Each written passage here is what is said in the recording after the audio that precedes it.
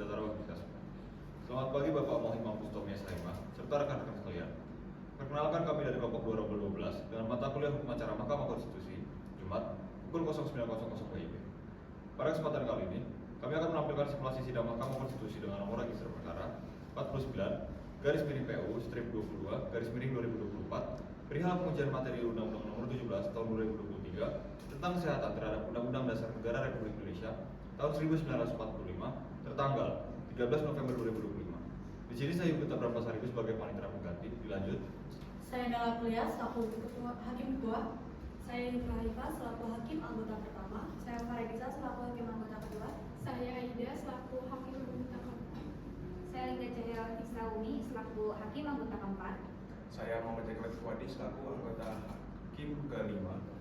Saya Mustana Fetusula selaku hakim anggota keenam dan pemohon. Saya Rafathul Marif selaku kuasa hukum pemohon. Saya Laila Garina selaku kuasa hukum pemohon. Saya Siti Mas Farusali selaku pemerintah 1. Saya Sina Zama selaku pemerintah 2. Saya Nisina Tananda sebagai DPR RI dan saksi pemohon. Saya Kansa Malik Jazaira sebagai ahli pemerintah 1.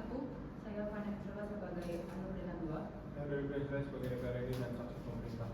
Saya Yogi Budi selaku perusahaan. Saya Gaya selaku juru saksi.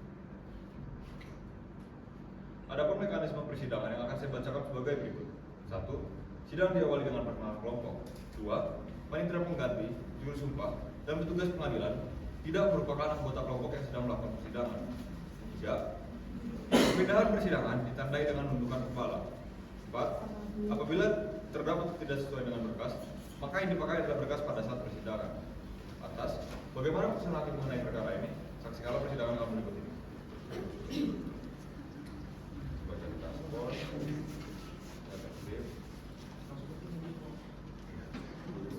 Baca ya. Kasus posisi.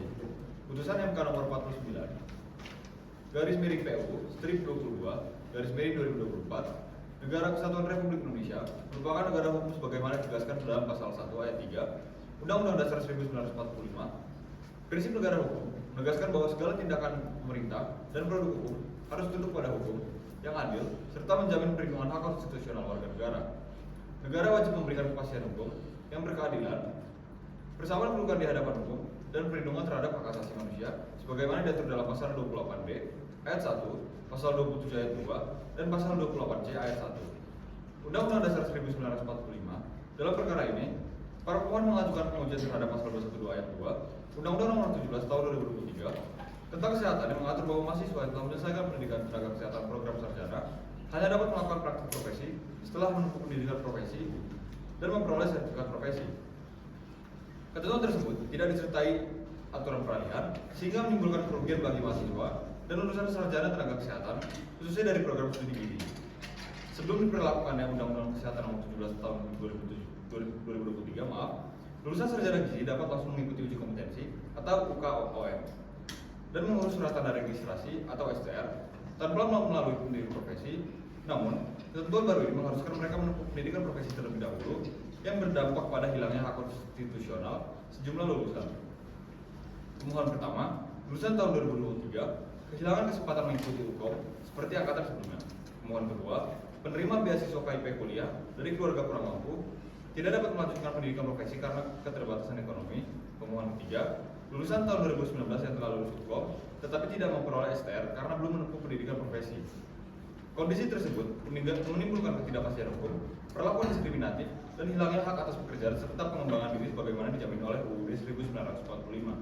Oleh karena itu, para pemohon memohon kepada Mahkamah Konstitusi untuk menyatakan bahwa pasal 212 ayat 2 Undang-Undang Nomor 17 Tahun 2023 tentang kesehatan bertentangan dengan UUD 1945 dan tidak mempunyai kekuatan hukum mengikat, atau setidak-tidaknya dinyatakan inkonstitusional bersyarat sepanjang tidak dimaknai memberikan ketentuan peralihan bagi lulusan sarjana tenaga kesehatan yang telah menempuh pendidikan sebelum undang-undang tersebut berlaku. Tata tertib persidangan. 1.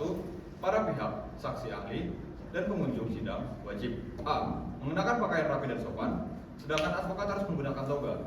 B. Para pihak, saksi dan ahli yang menyampaikan pendapat dan atas tanggapannya harus meminta izin kepada ketua sidang terlebih dahulu. C. Para pihak, saksi, dan ahli menyampaikan keterangannya setelah diberi kesempatan oleh ketua sidang. D. Pengunjung sidang wajib bersikap tertib, tenang, dan sopan. 2. Pengunjung sidang dilarang: A. Membawa senjata dan atau benda lain yang dapat mengganggu jalannya persidangan. B. Membuat gaduh, berlalu lalang, bersorak-sorai, dan bertepuk tangan di dalam ruang persidangan selama persidangan berlangsung. C. Melakukan perbuatan yang dapat mengganggu persidangan dan merendahkan kehormatan dan martabat hakim konstitusi serta kewibawaan mahkamah. D. Memberikan ungkapan atau pernyataan di dalam persidangan yang isinya berupa ancaman terhadap independensi hakim konstitusi dalam memutus perkara.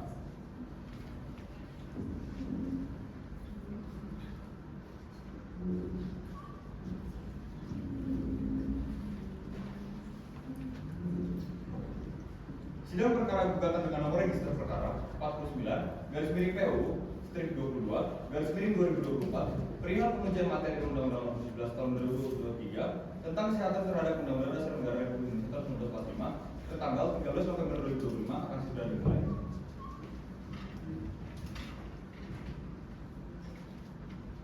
Pada para hadirin dipersilakan untuk memasuki ruang persidangan.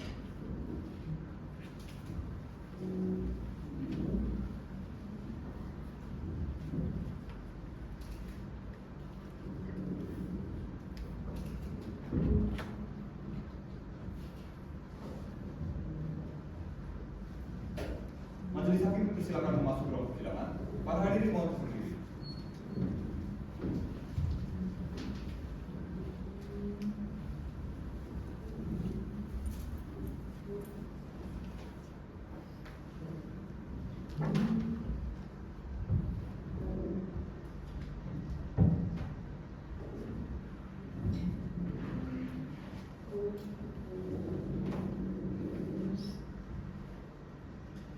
Para hadirin mohon duduk kembali. Sidang 1, Senin, 2 Juli 2024 dengan agenda pemeriksaan pendahuluan. Kita mulai ya. Persidangan perkara nomor 49 dibuka dan persidangan dinyatakan terbuka untuk umum. Selamat pagi, Assalamualaikum warahmatullahi wabarakatuh. Salam sehat, salam sejahtera untuk kita semua. Agenda persidangan pada pagi hari ini adalah untuk mendengar pokok-pokok permohonan dari pemohon perkara nomor 49. Oleh karena itu, sebelum dilanjutkan, supaya diperkenalkan yang hadir siapa saja, silakan. Baik, selamat pagi yang mulia. Kami dari Polisi Fraksi Pancasila yang hadir pada hari ini, kami berdua selaku kuasa secara offline. Saya sendiri atas nama Abdul Marif dan saya atas nama Bella Dania. Kemudian hadir juga Prinsipal 1 dan sama Mustana Betus untuk mengambil pemohon 3 kalau hadir pada hari ini. Baik, untuk mempersingkat waktu, Yang Mulia Prof. Himna, saya adalah Aprilia, dan Yang Mulia Prof. Faradisa sudah ditunjuk untuk menjadi panel dalam perkara ini, sudah membaca juga permohonan ini secara intinya, tapi untuk lebih jelasnya supaya disampaikan pokok-pokoknya seperti apa, esensi sesungguhnya dalam waktu yang tidak terlalu lama. Kami secara belajar yang mulia. Ya, baik.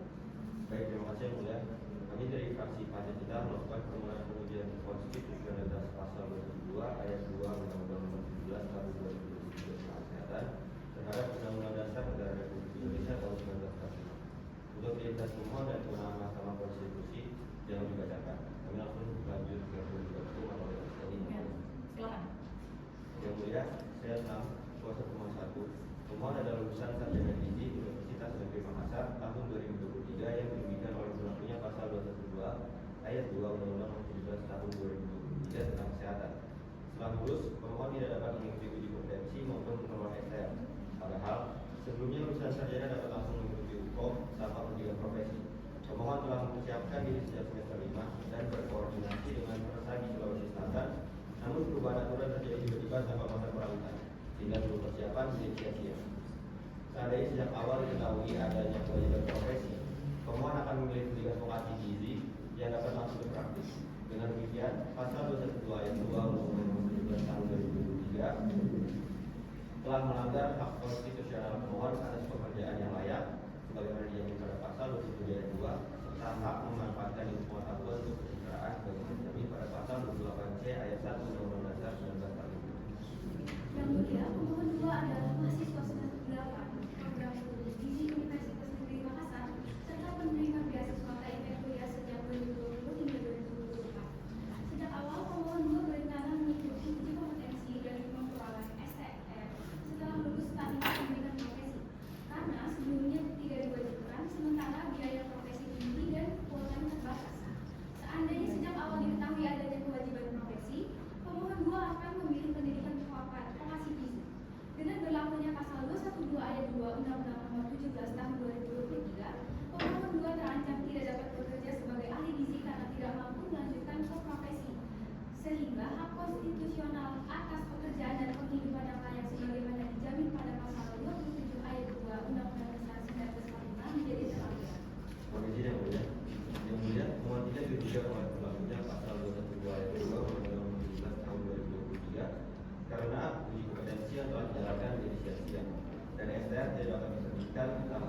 pendidikan profesi.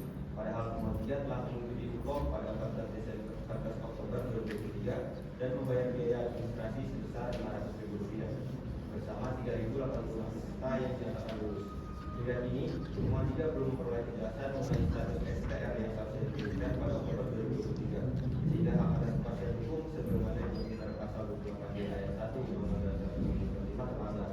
Selain itu, pemohon 3 merasa diperlakukan diskriminatif karena angkatan 2019 yang hukum pada Desember 2022 telah memulai STR tanpa berbagai profesi. Padahal pemohon 3 menunda ikut hukum hingga Oktober 2023 demi persiapan yang lebih matang. Kondisi ini melanggar hak pemohon 3 untuk bebas dari perlakuan diskriminatif sebagaimana dijamin pada pasal 28I ayat 2 Undang-Undang Dasar 1945. Selanjutnya yang mulia, posisi terbaik pertama bahwa pasal 260 Undang-Undang Nomor 17 Tahun 2023 mengatur setiap tenaga medis dari tenaga kesehatan wajib memiliki STR untuk berpraktik yang diperoleh dengan ijazah bidang kesehatan dan sertifikat kompetensi.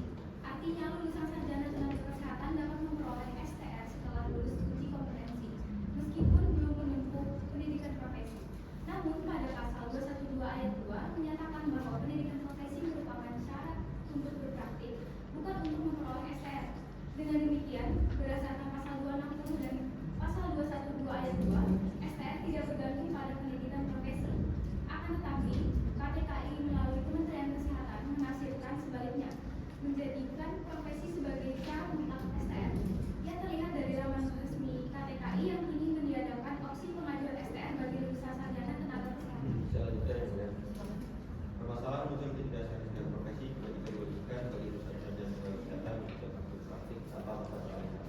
Sebelumnya, mahasiswa sarjana tenaga kesehatan telah mempersiapkan diri untuk memperoleh STR atau pendidikan profesi, termasuk pengayaan materi dan biaya hukum sekitar Rp500.000.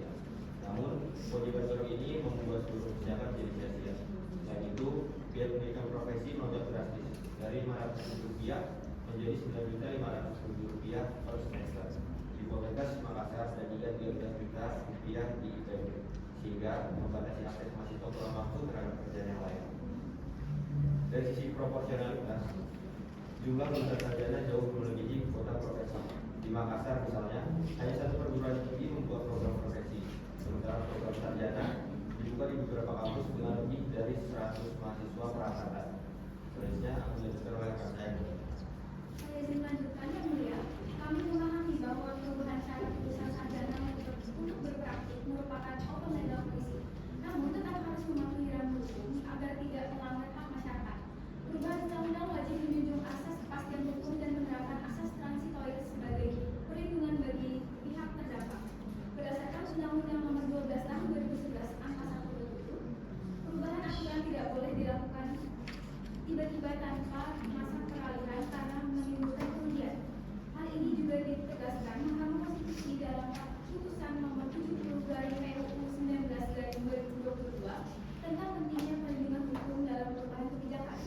Karena itu berlakunya pasal 212 ayat 2 Undang-Undang Nomor 17 Tahun 2023 bertentangan dengan prinsip negara hukum sebagaimana pasal 1 ayat 3 Undang-Undang Dasar 1945. Ada yang menjelaskan? Baik, langsung ke alasan permohonan. Tadi kan sudah, bagaimana dia posisi tadi? Ini khusus kepada alasan kenapa Pedikum kami mencatatkan demikian. Baik, terima kasih. Saya lanjutkan yang mulia. Para pemohon memohon agar pasal APO dikecualikan bagi mahasiswa yang terdaftar sebelum berlakunya ketentuan tersebut. Karena perubahan mendadak menimbulkan kerugian. Andaikan sejak awal mengetahui perubahan yang meniadakan pengakuan jenjang sarjana, para pemohon dapat memilih jurusan yang lain yang lebih efisien. Dengan demikian, ketentuan APO semestinya hanya berlaku bagi mahasiswa yang terdaftar setelah berlakunya pasal tersebut, karena mereka telah mengetahui konsekuensi dan tahapan perolehan STR. Lanjut ke ketentuan yang mulia. Berdasarkan seluruh skenario yang telah diuraikan, para pemohon memohon majelis hakim konstitusi sebagai putusan: 1. Mengabulkan permohonan untuk seluruhnya. 2. Menyatakan pasal 22 ayat 2 Undang-Undang Nomor 17 Tahun 2023 tentang kesehatan bertentangan dengan Undang-Undang Dasar 1945 dan tidak mempunyai kekuatan untuk menindak, sepanjang tidak dimaknai berlaku bagi mahasiswa yang terdaftar setelah berlakunya undang-undang ini. 3. Menyatakan tetap berlaku ketentuan syarat ujian kompetensi, STR dan praktik profesi dalam Undang-Undang Nomor 36 Tahun 2014 bagi mahasiswa yang terdaftar sebelum berlakunya Undang-Undang Nomor 17 Tahun 2023. 4. Memerintahkan semua dan perusahaan dalam berita negara atau apabila majelis berpendapat lain, mohon keputusan saya dilanjutkan. Terima kasih yang mulia. Baik, Saudara Ilham, persoalan Anda sudah dipahami terkait pasal 212 ayat 2 dan Anda sudah menguraikan kewenangan, kedudukan hukum, posita dan juga petitum. Untuk kewenangan mahkamah, coba ya ditambahkan Undang-Undang Nomor 12 Tahun 2011 beserta perubahannya.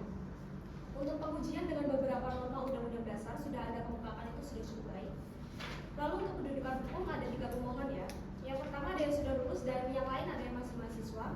Untuk yang sudah lulus, apakah sudah pernah mengajukan hukum atau belum? Pemohon 1 belum, sedangkan pemohon 3 itu sudah melakukan hukum. Oh, jadi hukum sudah? Tapi STR sudah terbitkan. Iya, karena kan sudah berlaku Undang-Undang Nomor 17 itu tadi kan. Oke, dari uraian saudara terlihat penjelasannya masih terlalu panjang karena terdapat banyak pengulangan ya. Padahal secara substansi kan serupa, sama-sama berkualifikasi perseorangan, hanya berbeda pada kondisi potensial dan aktualnya, di mana sebagian sudah lulus dan mengajukan STR namun belum terbit. Jadi sebaiknya bagian tersebut coba diringkas saja agar lebih padat dan tidak bertele-tele. Baik yang mulia. Ada juga yang perlu Anda tambahkan, yaitu mengenai kerugian hak konstitusional yang sudah Anda uraikan satu persatu. Gabungkan yang memiliki kesamaan dan juga pisahkan mana yang potensial dan mana yang aktual. Selanjutnya, setelah menjelaskan legal standing, baik potensial maupun aktual terkait STR yang tidak keluar, tambahkan dalam posita, yaitu para prinsipal mengajukan permohonan dalam posisi sebagai mahasiswa yang mendaftar berdasarkan berlakunya Undang-Undang Nomor 13 Tahun 2014. Nah, dalam Undang-Undang Nomor 36 Tahun 2014 itu, apakah ada perbedaan pengaturannya? Apakah pada saat itu mahasiswa ketika dia memilih, misalnya sebagai sarjana ahli gizi seperti itu, apakah memang dia otomatis bisa langsung berprofesi? Kemudian, apakah ada yang sudah dapat mengajukan STR? Ketentuan pasal mana dalam undang-undang yang lama yang menjadi dasar bagi para prinsipal untuk memilih dan mengajukan hukum sebagai syarat memperoleh STR? Itu coba diperjelas ya, mengenai perbedaan dari undang-undang yang lama, kemudian dengan undang-undang yang baru, Undang-Undang Nomor 17 Tahun 2023. Di situ kemudian berubah yang tadinya pasal 212 bahkan mulainya pasal 211. Kemudian dalam pasal 212 itu ditentukan sarjana beda dengan vokasi ya? Ya, betul.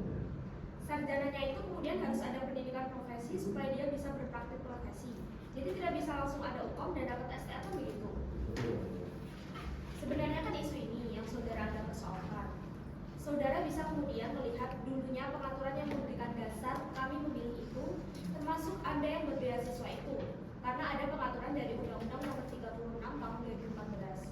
Kemudian tiba-tiba berubah dengan undang-undang yang baru. Saudara coba ya uraikan persoalan-persoalan itu yang menunjukkan di situ ada problematika persoalan ketidakpastian hukum, kemudian tidak ada perlindungan dan sebagainya. Karena di dalam ketentuan pasal 360 terkait dengan peralihan itu, STR-nya memang harus disesuaikan dengan undang-undang yang sekarang. Nah, sementara undang-undang yang sekarang ini berlaku, undang-undang dengan model omnibus ini memang tidak ada ketentuan peralihannya. Khusus yang dulunya diatur dalam Undang-Undang Nomor 36 Tahun 2014, kemudian berubah dengan berlakunya undang-undang yang ini. Itu coba saudara formulasikan lebih kuat lagi di situ untuk menunjukkan hal-hal yang saudara katakan tadi di dalam uraian lisannya. Ada problem ketidakpastian hukum sebagai sebuah negara hukum dan juga kemudian tidak adanya kepastian yang berkaitan dengan penghidupan yang layak. Sebagaimana yang saudara sudah sebutkan di dalam batu dasar pengujiannya itu. Cukup dari saya yang mulia. Baik, izin yang mulia. Selanjutnya, tolong nanti saudara tambahkan lagi, diperkuat lagi, supaya bisa menunjukkan seharusnya seperti apa untuk memperlakukan ini.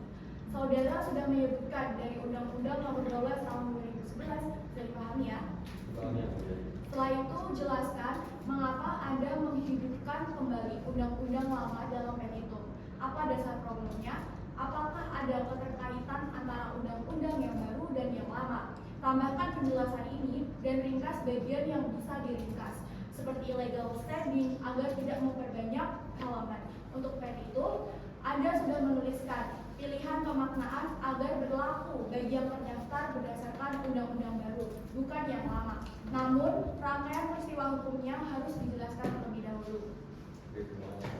Saya ingat mengingatkan, pasal 1 ketentuan umum adalah jantung undang-undang, terutama soal tenaga medis. Hati-hati, jangan sampai merombak besar. Kedua, dasar pengujian Anda ada 11, termasuk pembukaan itu terlalu berat. Cari dulu norma yang tepat dari Undang-Undang Kesehatan, lalu tentukan dasar pengujiannya yang relevan. Jika pakai banyak pasal, uraikan pertentangannya satu persatu. Sekarang terlalu banyak dasar tanpa uraian yang jelas. Ketiga, pelajari PMK 2/2021 tentang hukum acara pengujian undang-undang. Di sana dijelaskan soal kewenangan MK, kedudukan hukum, posita, dan petitum.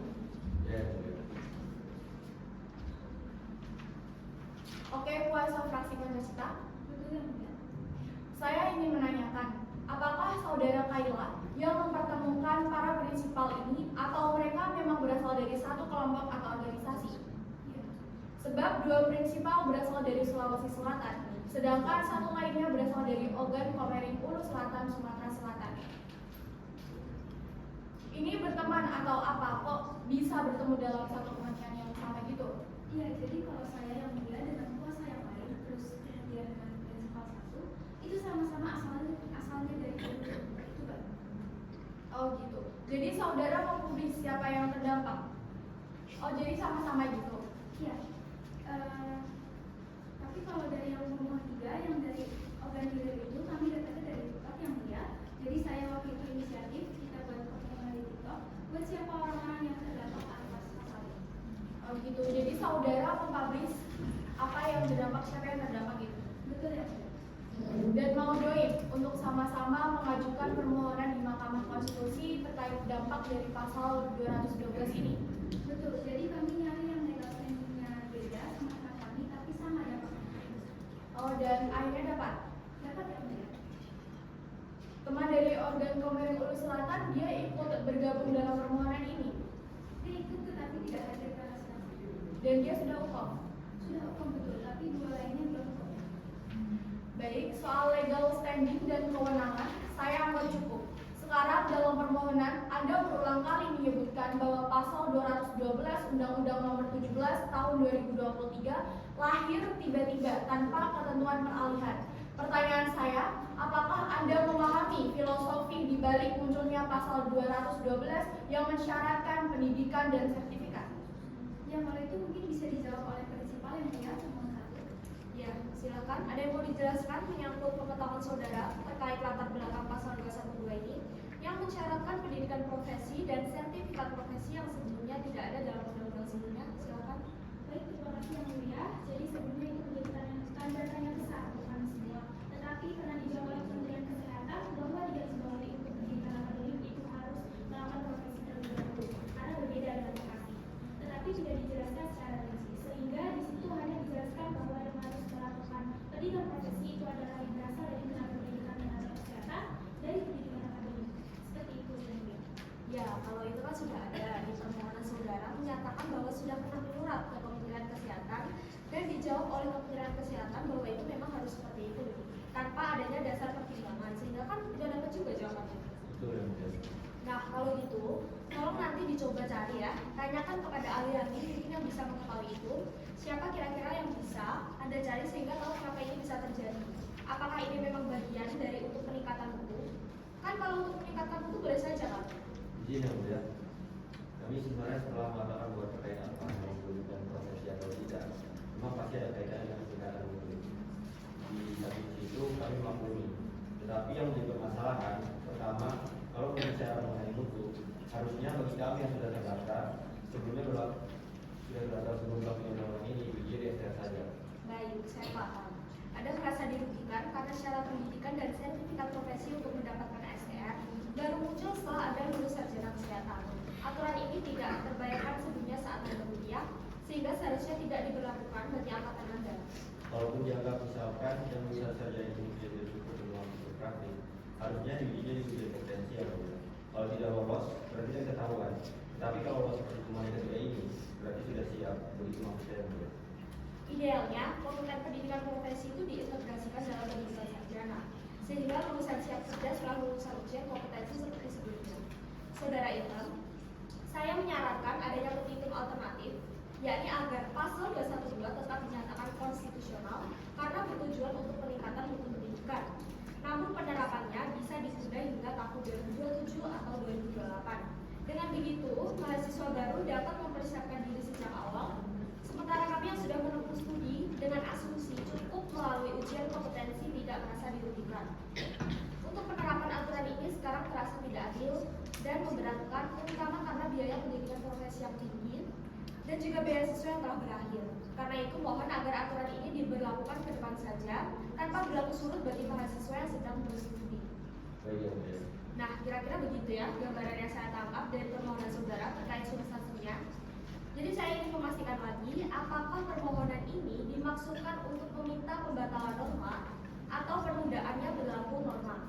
Karena di sini bisa saja dimohonkan untuk pembatalan terhadap norma yang berlaku sekarang, atau itu tadi sebagai alternatifnya penundaan penerapannya hingga tahun 2028.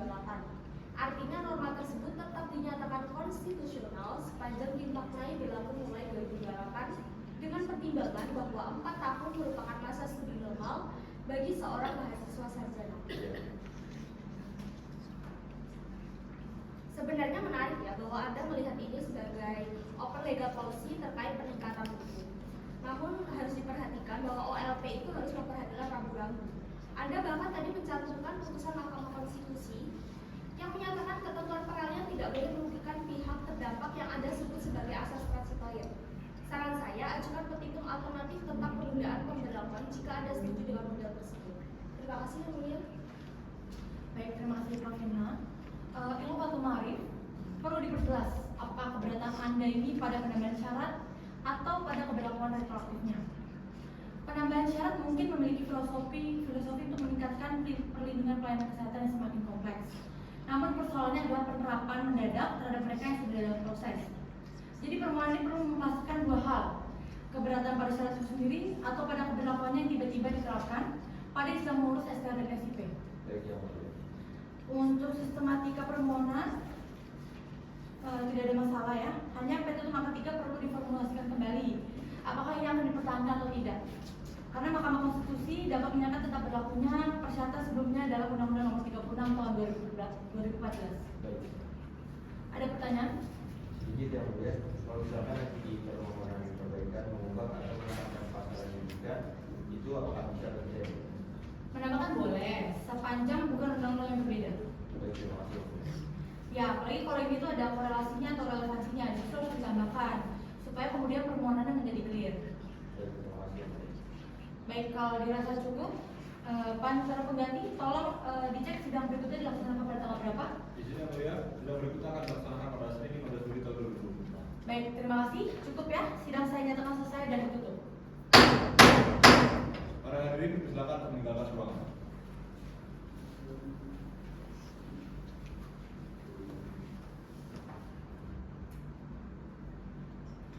Majelis Hakim Pleno masuk ke ruang persidangan. Hadirin mohon untuk berdiri.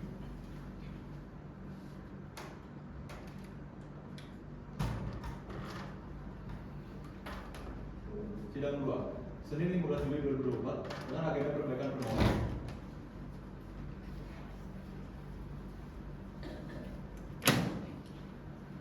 Baik, kita mulai ya. Sidang perkara nomor 49 garing PUU 22 garing 2004.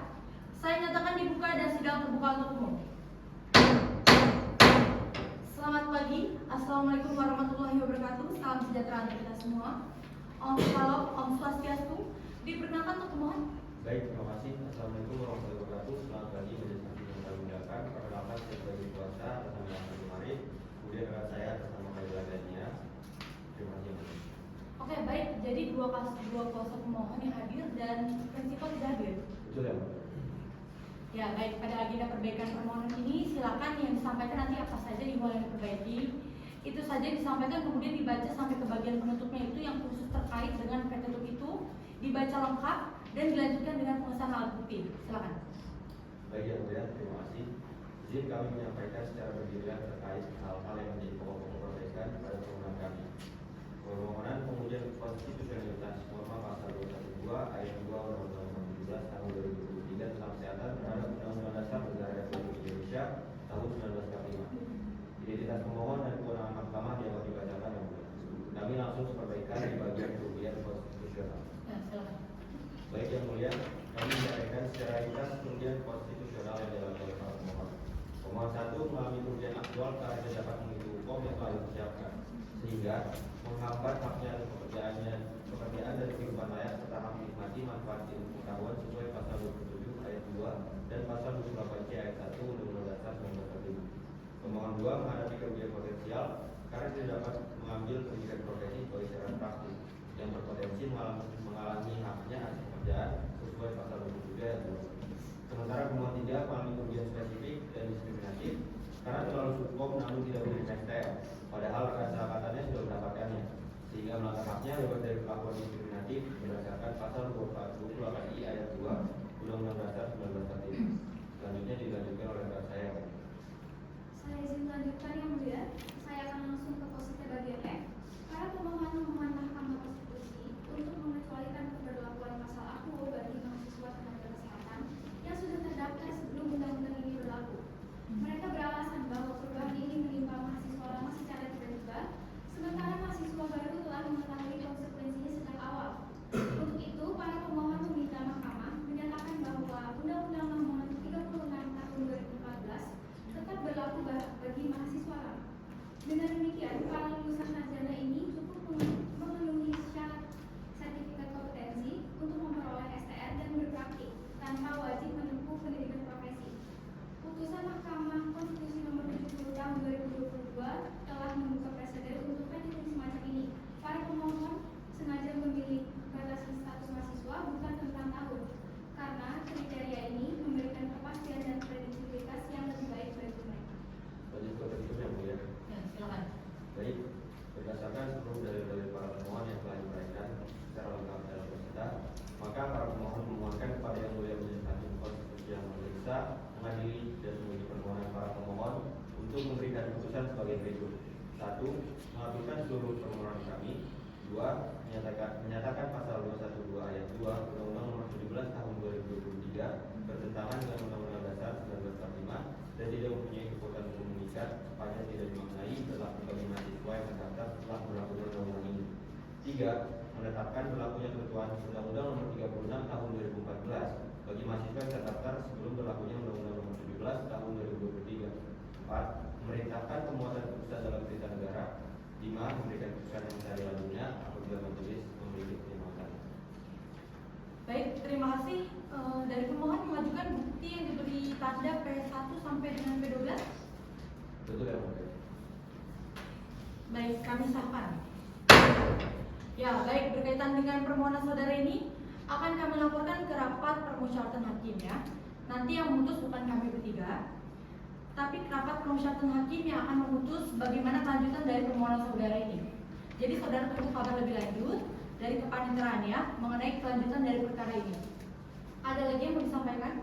Cukup ya, terima kasih atas kesempatan. Baik, kalau dirasa cukup, panel pengganti tolong dicek sidang berikutnya dilaksanakan pada tanggal berapa?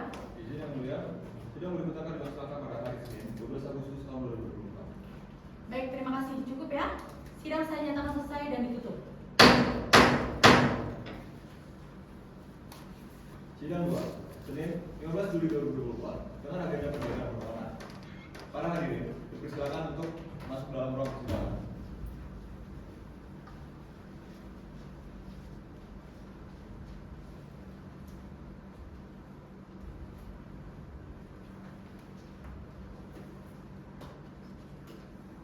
Majelis Hakim Pleno memasuki ruang persidangan. Hadirin dimohon untuk berdiri.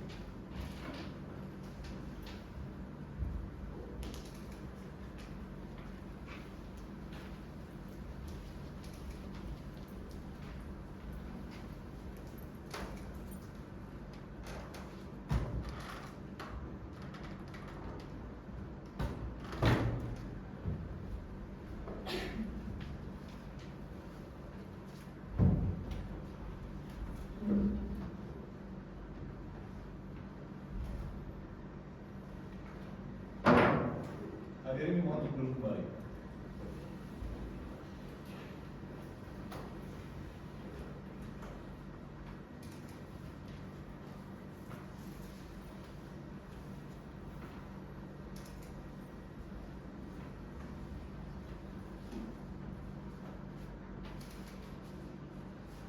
Kita mulai persidangan untuk perkara nomor 49 garing PUU 22 garing 2024 dibuka dan persidangan dinyatakan terbuka untuk umum. Selamat siang, Assalamualaikum warahmatullahi wabarakatuh. Salam sejahtera untuk kita semua. Shalom, Om Swastiastu, Namo Buddhaya. Diperkenalkan untuk pemohon yang hadir. Baik, terima kasih Yang Mulia. Perkenalkan, nama saya Romano Arif, kami dari perkara nomor 49. Saya sebagai kuasa hukum dan jabatannya sebagai kuasa hukum. Sekian Yang Mulia. Baik, terima kasih. Silakan Ibu DPR. Baik, terima kasih Yang Mulia. Saya Rizkyna Ananda dari tim tenaga ahli DPR RI. Terima kasih. Baik, terima kasih. Bu, dari pemerintah silakan. Assalamualaikum warahmatullahi wabarakatuh. Izin yang mulia, kami dari pemerintah hadir dari Kementerian Hukum dan HAM, saya Siti Sukarosari, dan dari Kementerian Kesehatan ada Ibu Sulazawa selaku Sekretaris Jenderal. Kami informasikan untuk perkara nomor 49 yang akan membacakan keterangan adalah Ibu Sulazawa selaku Sekjen dari Kementerian Kesehatan. Demikian yang mulia, terima kasih. Baik, agenda pada sidang hari ini mendengarkan keterangan dari pemerintah dan DPR. Dipersilakan Ibu Sekjen untuk menyampaikan keterangan di podium.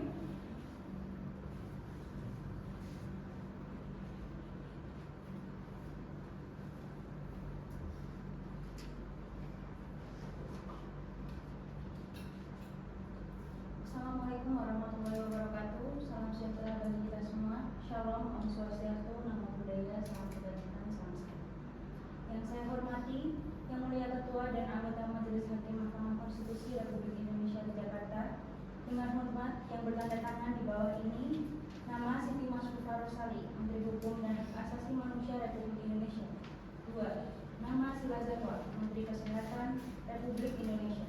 Dalam hal ini, baik bersama-sama maupun sendiri-sendiri bertindak untuk dan atas nama Presiden Republik Indonesia. Selanjutnya disebut pemerintah.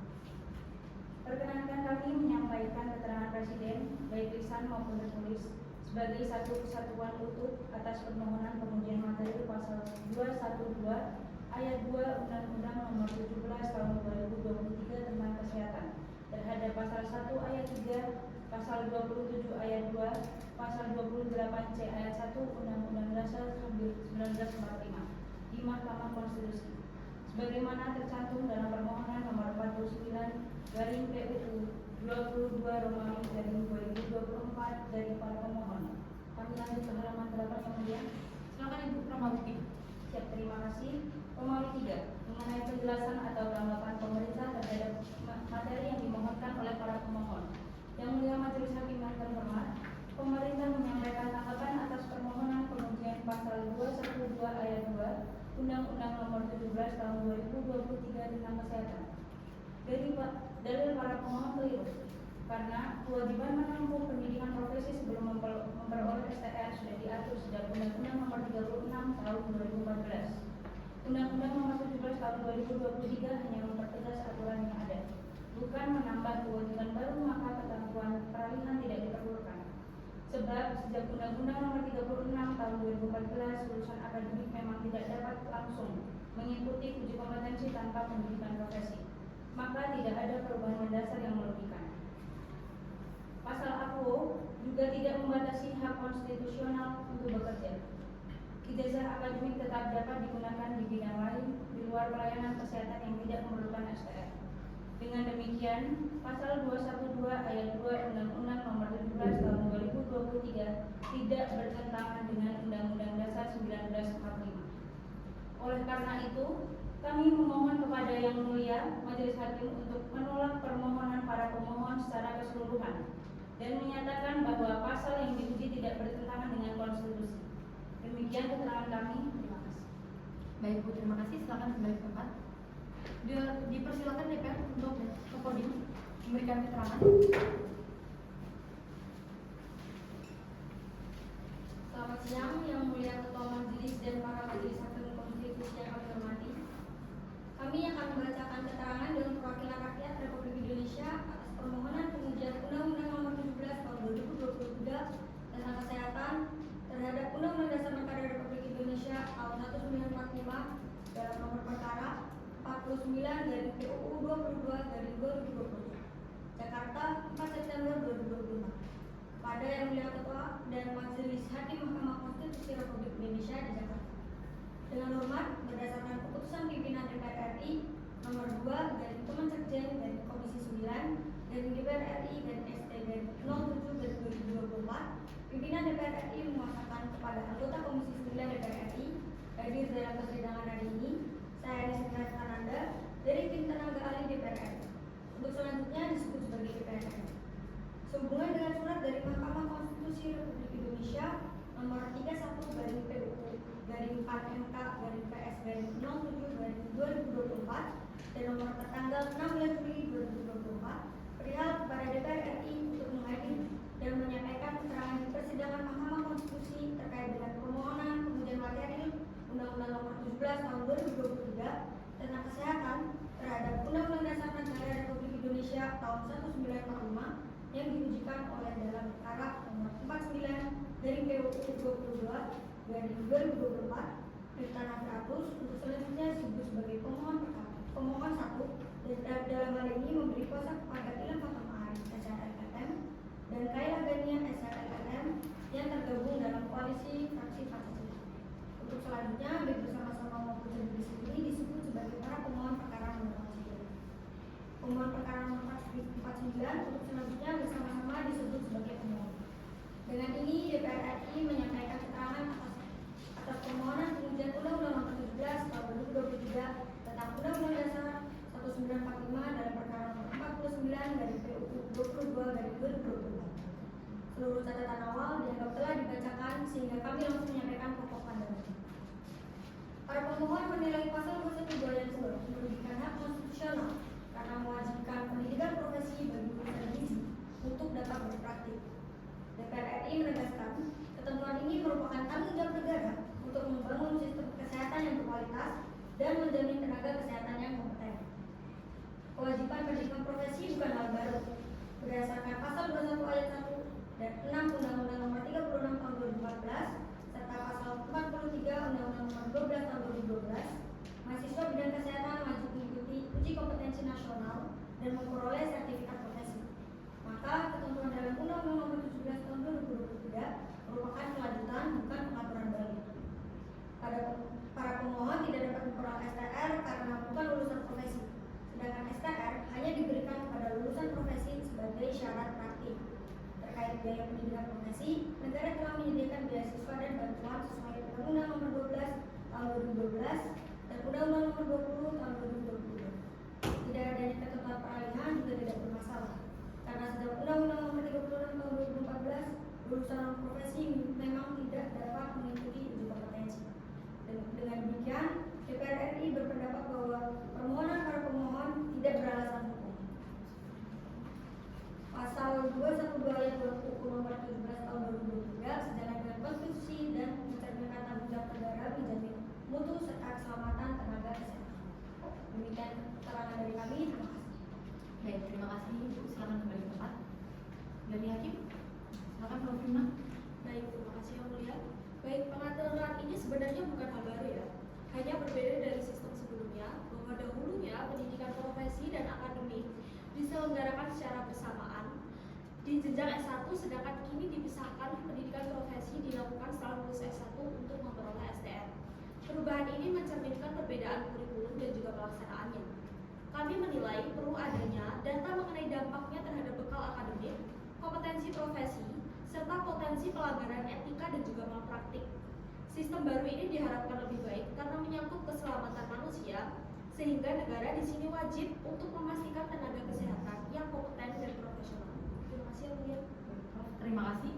Prof. Farisa. Baik, terima kasih Yang Mulia Ketua. Dari keterangan pemerintah yang singkat, belum terlihat jelas latar belakang perumusan pasal tersebut. Pasal 212 tampak menegaskan bahwa kewajiban pendidikan profesi baru muncul dalam Undang-Undang Nomor 17 Tahun 2023, bukan dalam Undang-Undang Nomor 36 Tahun 2014. Karena itu, mohon ditunjukkan pasal dalam Undang-Undang Nomor 36 Tahun 2014 yang secara tegas mewajibkan pendidikan profesi bagi tenaga kesehatan. Apakah sebelumnya memang terdapat persoalan dalam penerbitan STR sehingga kini diwajibkan pendidikan profesi setelah S1 sebelum mengikuti UKOM dan memperoleh STR? Selain itu, mohon penjelasan mengenai alasan perubahan mekanisme ini. Mengingat pendidikan profesi memiliki biaya yang lebih tinggi dibanding jenjang S1, apakah terdapat kebijakan beasiswa atau bantuan biaya bagi mahasiswa yang kesulitan melanjutkan ke pendidikan profesi? Terima kasih. Terima kasih. Baik, Yang Mulia, selanjutnya panel dulu. Terima kasih Yang Mulia. Dari keterangan pemerintah, sebagian persoalan telah terjawab ya. Namun masih ada dua hal yang perlu diperjelas, yaitu biaya pendidikan profesi yang dinilai mahal dan ketiadaan ketentuan peralihan. Perlu dijelaskan pula desain tenaga medis dan tenaga kesehatan, termasuk koordinasi antara Kementerian Pendidikan dan Kementerian Kesehatan. Khususnya, apakah lulusan sarjana seperti kedokteran wajib menempuh profesi sebelum memperoleh STR. Selain itu, mohon penjelasan mengenai kebijakan bagi lulusan gizi yang disebut dapat bekerja di luar pelayanan kesehatan, guna menjamin kepastian hukum dan perlindungan masyarakat. Terima kasih. Terima kasih Yang Mulia. Terkait perkara 49, saya ingin menambahkan dalam pasal 1 ayat Undang-Undang Dikti disebutkan bahwa sertifikat profesi telah diatur sebelum Undang-Undang Nomor 17 Tahun 2023. Pertanyaannya, bagaimana implementasinya saat itu? Apakah sertifikat profesi diterbitkan melalui pendidikan profesi, uji kompetensi short course, atau mekanisme lain bagi tenaga kesehatan dan dokter? Sejak Undang-Undang 36 Tahun 2014, proses STR dan uji kompetensi sering tumpang tindih. Dengan Undang-Undang 17 Tahun 2023 yang kembali mewajibkan pendidikan profesi, perlu dijelaskan nih, apakah ini hanya menegaskan aturan lama atau menerapkan model baru yang membebani? Mohon penjelasan Ibu Sekjen mengenai mekanisme perolehan sertifikat profesi agar tidak menimbulkan ketidakpastian kebijakan. Terima kasih Yang Mulia dan anggota Internal. Menanggapi pertanyaan dari Ibu Faradisa, Bu Aida dan Bu Yuna, secara garis besar akan kami sampaikan tertulis, namun intinya hal ini sudah diatur sejak Undang-Undang Nomor 36. Pada prinsipnya, sarjana kedokteran atau gizi merupakan jenjang akademik, dan untuk menjadi dokter atau ahli gizi harus menempuh pendidikan profesi. Namun, lulusan sarjana tetap dapat berperan di bidang lain, tetapi tidak dalam pelayanan kesehatan langsung. Undang-undang juga membagi SDM kesehatan menjadi 3 kategori, yaitu tenaga medis, tenaga kesehatan, dan tenaga pendukung. Lulusan sarjana tanpa profesi termasuk dalam kategori tenaga pendukung. Baik, terima kasih Ibu Sekjen. Kepada semua pihak, terima kasih. Sidang selesai dan ditutup. Panitia pengganti tolong dicek sidang berikutnya dilaksanakan pada tanggal berapa? Izin Yang Mulia, sidang berikutnya dilaksanakan pada hari Selasa 22 Agustus tahun 2024. Baik, terima kasih. Cukup ya. Sidang saya nyatakan selesai dan ditutup. Para hadirin dipersilakan untuk meninggalkan ruang persidangan.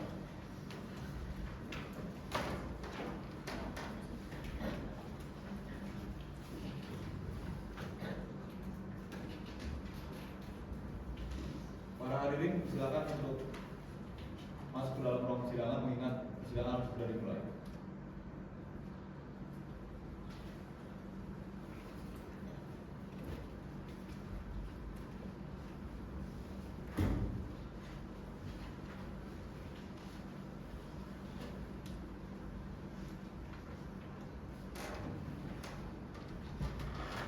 Sidang 3. Senin 12 Agustus 2024 dengan agenda mendengarkan sidang 4 Selasa 22 Agustus 2024 dengan mendengarkan keterangan saksi pemohon dan ahli pemerintah. Kita mulai persidangan perkara nomor 49 garing PU 22 garing 2024 dibuka dan persidangan dinyatakan terbuka untuk umum. Selamat siang, Assalamualaikum warahmatullahi wabarakatuh. Salam sejahtera untuk kita semua. Diperkenalkan yang hadir. Baik, terima kasih Yang Mulia. Bismillahirrahmanirrahim. Assalamualaikum warahmatullahi wabarakatuh. Selamat siang dan salam sejahtera. Perkenalkan Yang Mulia, kami kuasa dari pemohon perkara nomor 49 PU 22 dari 2024. Yang hadir hari ini saya pribadi, Ilham Banu Arif. Jam saya ada Ibu Kaila. Baik, dari pemerintah atau presiden, silakan. Baik, terima kasih Yang Mulia. Assalamualaikum warahmatullahi wabarakatuh. Selamat pagi, salam sejahtera untuk kita semua. Saya, Kuasa Presiden, saya hadir sebagai dari Kementerian Hukum dan HAM. Saya Siti Masuk Rosawi. Demikian Yang Mulia, terima kasih. Baik, terima kasih. Baik, dari saksi. Baik, agenda persidangan hari ini adalah untuk mendengar keterangan saksi pemohon dan ahli pemerintah. Oleh karena itu, sebelum memberikan keterangan, diminta untuk ke depan mengucapkan lafaz sumpah untuk Ibu Nanda dan Ibu Kansa yang agama Islam akan dipandu Yang Mulia Miftah Nafiatus.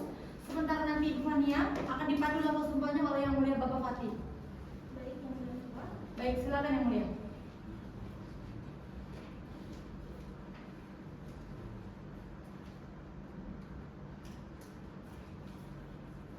Ibu Nisrina Kanada itu adalah sumpah saksi yang akan saya tuntut menurut agama Islam. Bismillahirrahmanirrahim. Bismillahirrahmanirrahim. Demi Allah saya bersumpah sebagai saksi Demi Allah saya bersumpah sebagai saksi akan memberikan keterangan yang sebenarnya tidak lain dari yang sebenarnya. akan memberikan keterangan yang sebenarnya tidak lain dari yang sebenarnya. Baik Ibu, silakan. Keterangan apa yang akan disampaikan? Baik, Yang Mulia Majelis Hakim Mahkamah Konstitusi yang terhormat, sebagai saksi saya ingin menyampaikan fakta yang saya alami dan tahu. Berdasarkan keterangan Kementerian Kesehatan pasal 1212 ayat 2 Undang-Undang Nomor 17 Tahun 2023 dinyatakan telah diatur sebelumnya dalam Undang-Undang Nomor 36 Tahun 2014 yang menurut mereka mewajibkan lulusan sarjana tenaga kesehatan mengikuti pendidikan profesi dan tidak dapat langsung mengikuti uji kom karena sarjana hanya dipersiapkan untuk penguasaan ilmu bukan praktik. Namun pengalaman saya berbeda. Saya lulusan S1 Farmasistik Muhammadiyah Cirebon tahun 2022 dan selama pendidikan saya memperoleh kompetensi yang memungkinkan lulusan sarjana untuk praktik tanpa harus menempuh pendidikan profesi terlebih dahulu. Apa yang saudara alami? Tidak dikenakan wajib itu? Yang Mulia, setelah lulus S1 Farmasi, saya memperoleh STR tenaga teknis kefarmasian tanpa menempuh pendidikan profesi. Sama seperti beberapa rekan angkatan saya, hal ini menunjukkan bahwa pernyataan Kementerian Kesehatan yang mewajibkan pendidikan profesi sebelum uji kompetensi dan STR tidak sepenuhnya tepat. Berdasarkan Undang-Undang Nomor 36 Tahun 2014, tenaga kefarmasian meliputi apoteker dan tenaga teknis kefarmasian, sehingga lulusan S1 Farmasi berhak memperoleh STR sesuai ketentuan saat itu. Namun Undang-Undang Nomor 17 Tahun 2023 membatasi kami lulusan sarjana untuk mengikuti uji kompetensi secara mandiri. Padahal hasil hukum diperlukan untuk STR. Akibatnya, saya menghadapi kendala melamar pekerjaan baik di bidang kesehatan maupun non kesehatan sehingga tidak bisa bekerja sesuai keilmuan yang dipelajari. Kondisi ini jelas merugikan lulusan S1 tenaga kesehatan yang mulia. Jadi saudara ini masuk di kelompok yang mana? Saya di kelompok tenaga kefarmasian. Kefarmasian, tapi intinya kan begini. Saudara ingin menjelaskan bahwa ketika saudara mendapat STR tidak perlu ada syarat pendidikan profesi, itu kan sebenarnya. Nah, sertifikat profesi ini ada tidak ketika itu? Ada yang mulia. Sebelum saya melakukan uji kom itu, saya sudah mengacu pada Undang-Undang Nomor 36 Tahun 2014 karena sebelum disahkannya Undang-Undang Nomor 17 Tahun 2023. Nah, penjelasan pasal demi pasal 11 ayat 6 tenaga kefarmasian. Tidak usah. Saudara tidak usah menjelaskan itu. Yang ibu alami saja, yang saudara alami selain tidak dikenakan wajib pendidikan profesi itu apalagi itu saja. Baik, yang mulia mungkin itu saja. Nah, baik. Nanti ada pertanyaan termasuk sertifikat itu diperoleh dengan cara apa yang profesi? Apakah? Iya, sertifikat profesi itu dilakukan secara uji kom ya, mulia. Tapi tidak melalui pendidikan profesi ya? Iya, ya. Yang dimaksud di undang-undang baru ini? Iya. Baik, dari pemohon ada yang mau ditanyakan untuk saksi? Ya baik, Yang Mulia, terima kasih. Saudara saksi, kami ingin memperjelas keterangan saudara terkait kewajiban pendidikan profesi sebelum berlakunya Undang-Undang Nomor 17 Tahun 2023. Apakah saat itu sudah menjadi syarat untuk praktik atau belum? Pertama, mohon dijelaskan waktu pelaksanaan uji kompetensi setelah lulus S1 gizi serta jeda hingga memperoleh STR. Kedua, apakah selama perkuliahan pernah disampaikan bahwa lulusan S1 tidak dapat berpraktik tanpa pendidikan profesi? Ketiga, bagaimana perbedaan proses dan ketentuan STR sebelum dan sesudah berlakunya undang-undang tersebut? Selanjutnya, mohon dijelaskan jenis pekerjaan yang dapat dilakukan lulusan gizi, syarat yang diminta, kendala yang dihadapi, serta pengalaman mencari kerja di luar bidang kesehatan atau tempat yang tidak mensyaratkan STR. Terakhir, bagaimana mekanisme dan kendala perolehan STR melalui pendidikan profesi, serta permasalahan STR pada masa peralihan sebelum dan sesudah Undang-Undang Nomor 17 Tahun 2023. Demikian pertanyaan kami yang mulia. Terima kasih. Baik, terima kasih. Dari pemerintah atau presiden ada pertanyaan untuk saksi? Terima kasih, Yang Mulia. Izin mengajukan pertanyaan dan klarifikasi kepada saudara saksi. Pertama, mohon dijelaskan apakah pendidikan saudara merupakan sarjana atau profesi, serta apakah kurikulumnya lebih menekankan teori dan teknologi atau juga mencakup keterampilan dan praktik lapangan. Kedua, apakah sertifikat profesi yang saudara miliki menjadi syarat beroleh STR atau memiliki fungsi lain? Ketiga, setelah lulus sarjana gizi, apakah saudara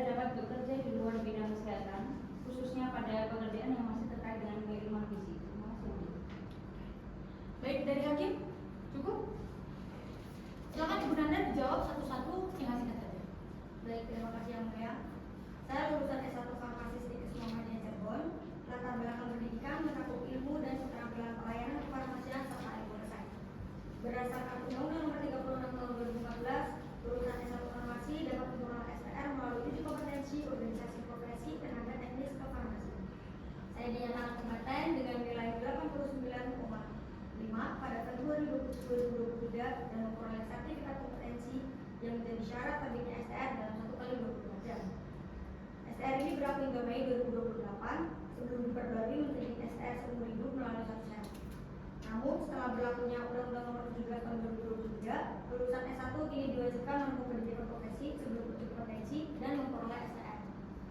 Ketentuan baru ini dinilai memberatkan karena biaya tinggi, terbatasnya kampus, dan minimnya beasiswa sehingga memperoleh lulusan S1 Farmasi dan Gizi memperoleh pekerjaan sesuai bidangnya. Dengan demikian, perubahan kebijakan ini membatasi kesempatan kerja bagi lulusan S1 bidang kesehatan. Cukup? Ya. Oke, baik. Ada yang masih ingin menyampaikan sesuatu? Izin yang mulia. Ada satu hal yang belum dijawab oleh Ibu Nanda, yaitu apakah saudara atau rekan-rekan saudara dapat bekerja di luar bidang yang telah saudara jelaskan sebelumnya? Izin yang mulia. Ya, silakan. Dan saudara juga yang menjadi penjelasan. Silakan. Bahwa bagi yang tidak memiliki STR dapat diarahkan bekerja di luar bidang kesehatan.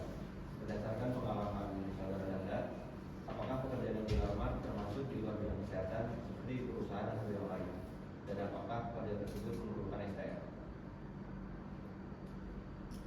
Ya, oke. Bu Nanda, apakah Anda juga mencari pekerjaan di luar bidang kesehatan? Kemudian pertanyaan pemohon tadi dijawab sekaligus ya.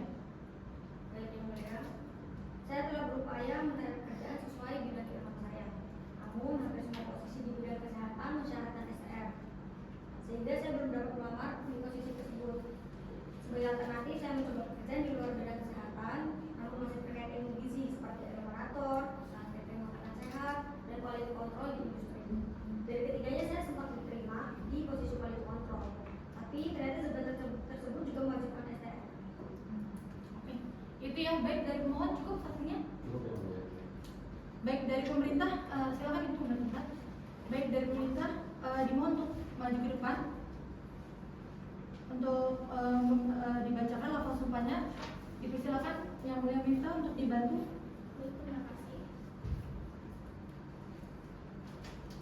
Saya merasa aku terlebih dahulu.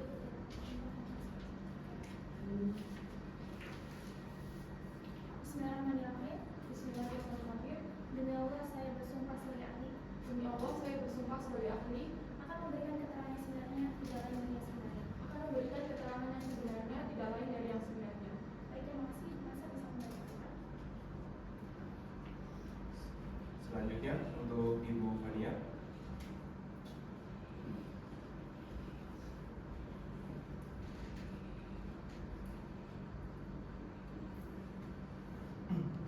Ikuti lafal sumpah yang saya sampaikan. Saya berjanji sebagai ahli akan memberikan keterangan yang sebenarnya, Saya berjanji sebagai ahli akan memberikan keterangan sebenarnya, tiada lain dari yang sebenarnya. tidak lain dari yang sebenarnya. Semoga Tuhan menolong saya. Semoga Tuhan menolong saya. Baik, terima kasih.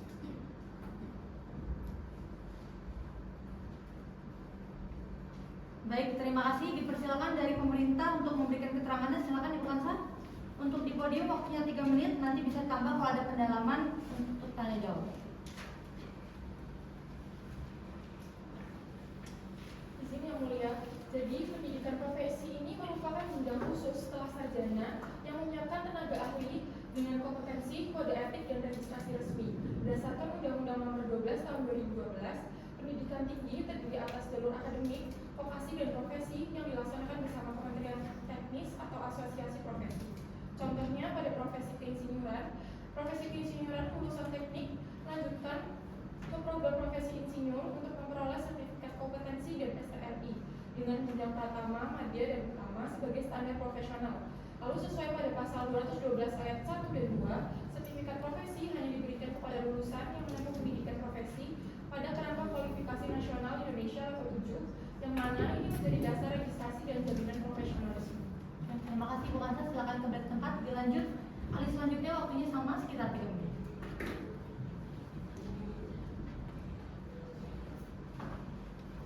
Terima kasih yang mulia. Kementerian Kesehatan menjelaskan 6 pokok bahasan terkait pendidikan tinggi perbedaan akademik, vokasi, profesi, pendidikan gizi, posisi lulusan, dan uji kompetensi. Berdasarkan Undang-Undang Nomor 20 Tahun 2003 dan Undang-Undang Nomor 12 Tahun 2012, pendidikan akademik mengenal ilmu, vokasi pada keterampilan terapan, dan profesi mempersiapkan tenaga ahli seperti dokter, apoteker, dan dietitian. Dalam bidang gizi terdapat jenjang diploma, sarjana, dan profesi dengan kompetensi yang berbeda. Lulusan vokasi dan profesi wajib uji kompetensi untuk memperoleh STR dan SIP. Sedangkan lulusan akademik bekerja di sektor non pelayanan seperti riset, industri, dan pendidikan tanpa memerlukan STR. Uji kompetensi berfungsi menjamin mutu tenaga kesehatan dan relevan hanya bagi yang memberikan pelayanan langsung.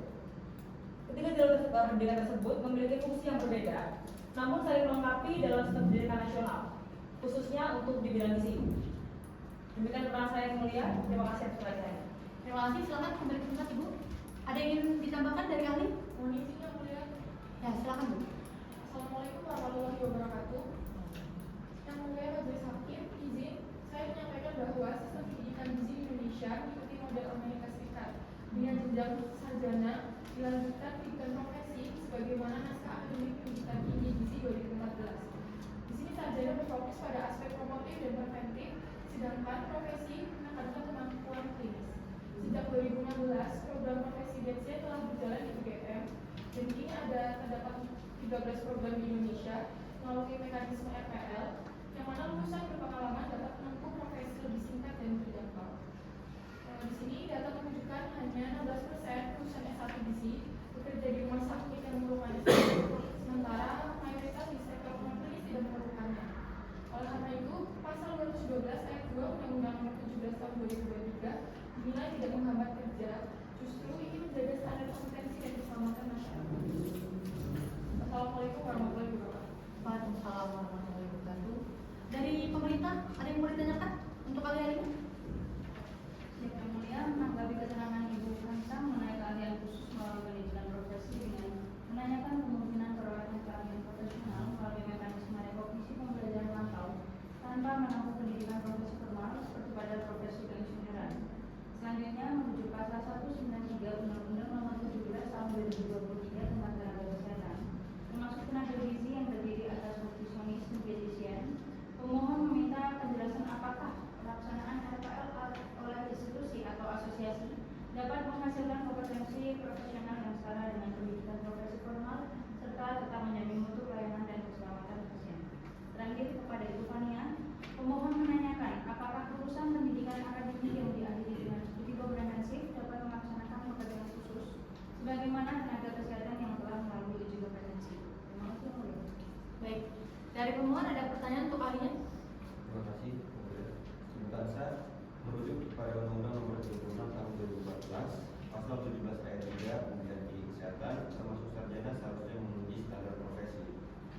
Mengapa lulusan sarjana sebelum Undang-Undang Nomor 17 Tahun 2023 masih perlu menempuh pendidikan profesi? Apakah ini berarti kurikulumnya belum sesuai standar profesi?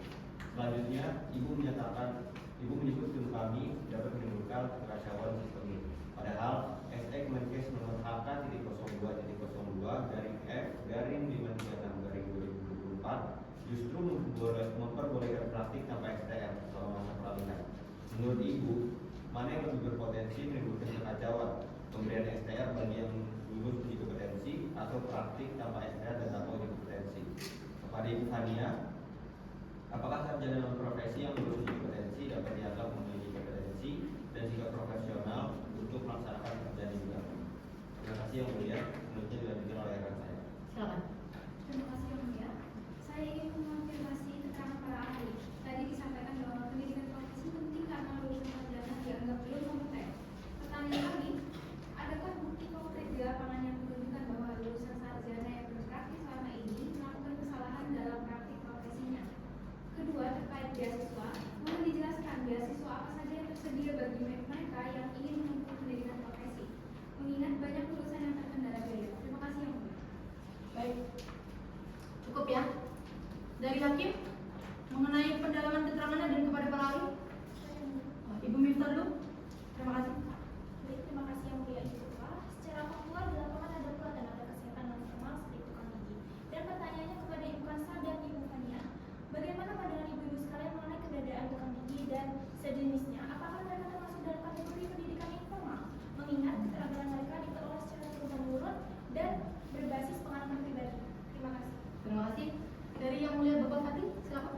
kasih yang mulia pada Ibu Kansa dan Ibu Fania.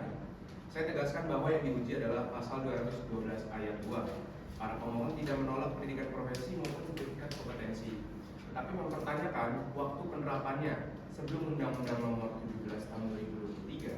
Lulusan sarjana kesehatan yang lulus uji kompetensi bisa memperoleh SR dan berpraktik. Kini mereka wajib menempuh pendidikan profesi. Padahal angkatan sebelum undang-undang ini tidak mengetahui kewajiban tersebut dan terdampak tanpa masa transisi. Pertanyaan kami, apakah undang-undang ini memang tidak mengatur masa transisi dan apakah adil jika lulusan sebelum tahun 2023 dianggap kurang profesional, sementara senior mereka dulu dapat berpraktik tanpa kendala? Ini adalah bentuk ketidakadilan antar generasi yang mungkin kami harap menjadi perhatian bersama. Sekian, terima kasih yang mulia. Baik, terima kasih yang mulia Bapak Nanti. Yang mulia Bu Mita, silakan jika ingin menambahkan. Terima kasih yang mulia. Pertama, program FPL merupakan jalur kecepatan bagi lulusan sarjana gizi untuk memperoleh gizi profesi. Program ini berlangsung 6 bulan dan pengalaman bekerja relevan diakui sehingga kompetensinya setara dengan profesi reguler. Kedua, SE Kemenkes memberi masa transisi 5 tahun bagi pemegang STR agar tetap dapat bekerja sambil menyelesaikan profesi. Setelah masa itu, profesi wajib bagi yang memberi layanan kepada pasien, sedangkan yang bekerja di bidang non-klinis tidak diwajibkan. Ketiga, secara praktik lulusan non-profesi sehingga profesi umumnya memenuhi standar kompetensi layanan gizi, sehingga profesi atau FPL diperlukan untuk menjamin mutu. Keempat, sistem pendidikan gizi di Indonesia mengikut model Amerika yang sarjana dilakukan profesi untuk menjadi dietitian, berbeda dengan keperawatan di Amerika yang bisa menjadi registered nurse hanya dengan associate degree. Baik, Bu Kansa, permasalahan utamanya kan bukan pada adanya ujian profesi atau kompetensi, tetapi pada pelaksanaannya yang sering dinilai rumit dan tumpang tindih, di mana proses memperoleh sertifikat lebih sulit dari substansinya. Menurut Ibu, apakah kedua ujian ini bisa disederhanakan atau digabung, mengingat sama-sama menilai keterampilan dan keahlian inti? Apakah kendalanya lebih pada implementasi atau desain regulasi? Kepada Ibu Fania, apakah kedepannya ujian profesi dan kompetensi dapat disusun terpadu dan efisien tanpa mengurangi mutu dan profesionalisme? Yang mulia, izinkan saya menanggapi pertanyaan para pemohon dan melengkapi penjelasan sebelumnya. Saya menjelaskan bahwa program FPL merupakan jalur percepatan bagi lulusan S1 gizi pengalaman untuk memperoleh gelar profesi dalam waktu 6 bulan. Dengan ini, pengalaman kerja sebagai bagian dari kompetensi. Surat edaran Kemenkes juga memberi masa transisi 5 tahun bagi lulusan S1 dan D4 gizi di pelayanan kesehatan untuk menyelesaikan profesi sebelum memperoleh STN baru. Sedangkan yang bekerja di bidang klinis tidak diwajibkan. Banyak juga lulusan profesi dinilai perlu memenuhi standar layanan gizi, yang mana pendidikan profesi atau FPL ini diperlukan untuk menjamin mutu. Berbeda dengan di sistem yang Amerika, tenaga gizi wajib menempuh S1 dan profesi dietitian untuk menjadi registered dietitian. Karena itu, ketentuan dalam Undang-Undang Nomor 17 Tahun 2023 ini dianggap sebagai langkah yang besar untuk penyesuaian bertahap untuk memastikan kompetensi dan keselamatan pasien. Izin yang mulia Bu Ketua. Silakan. Sebagaimana disampaikan, seharusnya penerapan aturan baru terkait STR dan ujian profesi berdasarkan Undang-Undang Nomor 17 Tahun 2023 berlaku bagi mahasiswa yang masuk setelah undang-undang tersebut berlaku agar ada kepastian hukum dan keadilan. Namun, perubahan ini diterapkan mendadak sementara kurikulum lama masih berjalan sehingga mahasiswa yang sudah menempuh pendidikan di bawah sistem sebelumnya ikut terdampak. Intinya, kami tidak menolak pembaruan di bidang kesehatan, tetapi meminta masa transisi yang adil agar mahasiswa lama tidak dirugikan. Sekian dan terima kasih yang mulia. Terima kasih yang mulia Bapak Fatih. Dalam praktek keistimewaan ini, profesional berpengalaman dapat memperoleh STR sambil melengkapi administrasi sehingga pekerjaan tetap berjalan. Masa transisi ini dinilai memadai karena serupa dengan mekanisme STR sementara di bidang kesehatan. Perkembangan ilmu yang lintas disiplin ini menunjukkan sistem pendidikan dan hukum semakin adaptif sehingga profesi berbasis sains masuk pendidikan formal, sedangkan yang berbasis keterampilan cukup non formal. Setelah lulus uji kompetensi, STR diterbitkan langsung tanpa prosedur yang rumit. Terima kasih yang mulia. Penggabungan unsur-unsur itu loh yang saya maksud antara kompetensi dengan profesi. Ini sebenarnya kan unsur-unsur kan saling melengkapi. Kalau disederhanakan seperti apa gitu loh. Baik yang mulia, izin menjawab pertanyaan terkait kompetensi dan profesi ya. Ahli ini menjelaskan bahwa dalam bidang keinsinyuran terdapat pembagian peran antara perguruan tinggi dan industri. Perguruan tinggi menerbitkan sertifikat profesi setelah pendidikan selesai.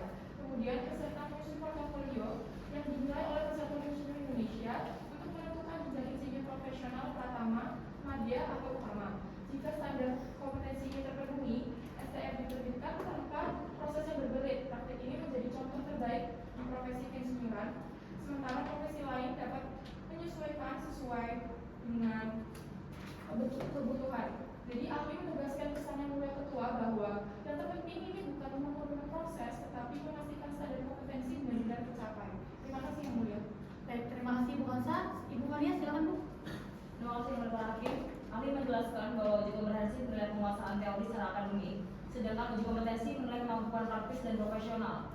Pekerjaan seperti tukang gigi harus diatur melalui pendidikan formal ataupun non formal yang diawasi pemerintah karena menyangkut keselamatan jiwa.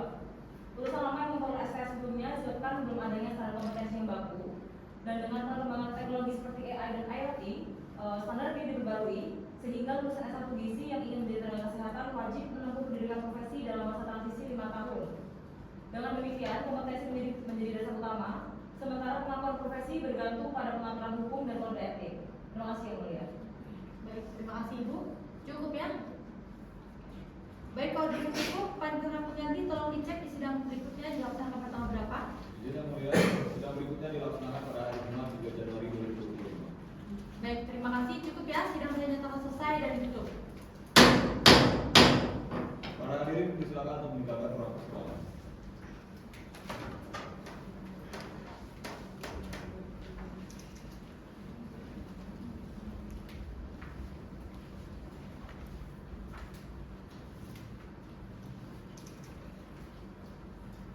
Sidang 6, Jumat 3 Januari 2025 dengan agenda pengucapan putusan.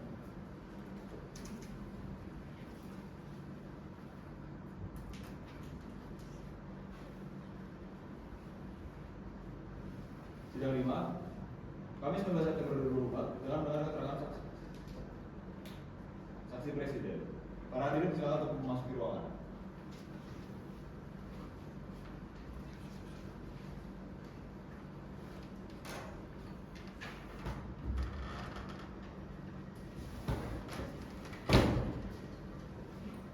Kita mulai ya, bismillahirrahmanirrahim. Sidang untuk perkara nomor 49 dibuka. Persidangan dinyatakan terbuka untuk umum. Assalamualaikum warahmatullahi wabarakatuh. Selamat pagi menjelang siang. Silakan memperkenalkan diri pemohon. Terima kasih yang mulia. Bismillahirrahmanirrahim. Assalamualaikum warahmatullahi wabarakatuh. Selamat pagi dan salam sejahtera bagi Bapak semuanya. Perkenalkan, nama saya Muhammad Marif, selaku kuasa perkara nomor 49 dari Mahkamah Agung. Terima kasih yang mulia. Terima kasih. Dari kuasa presiden silakan. Assalamualaikum warahmatullahi wabarakatuh. Salam sejahtera bagi kita semua. Yang mulia Ketua dan anggota Majelis Hakim Mahkamah Konstitusi. Pada hari ini hadir perwakilan dari kuasa presiden, saya Zahwa selaku Sekretaris Jenderal Kementerian Kesehatan. Hadir juga kuasa presiden dari Kementerian Hukum dan HAM, Ibu Siti Masukar Rusali selaku Koordinator Penyelesaian Sengketa Peraturan Perundang-undangan Bidang Kesehatan bersama tim. Demikian yang mulia, terima kasih. Terima kasih. Hari ini agenda persidangan kita adalah untuk mendengar keterangan saksi yang diajukan oleh presiden atau pemerintah. Betul begitu Ibu Sekdes? Betul Ibu. Oke, saksi silakan maju ke depan. Atas nama Bapak Dodi Brian Sirait yang beragama Kristen untuk diambil sumpahnya. Silakan yang mulia Dr. Zaki Pati untuk dibantu.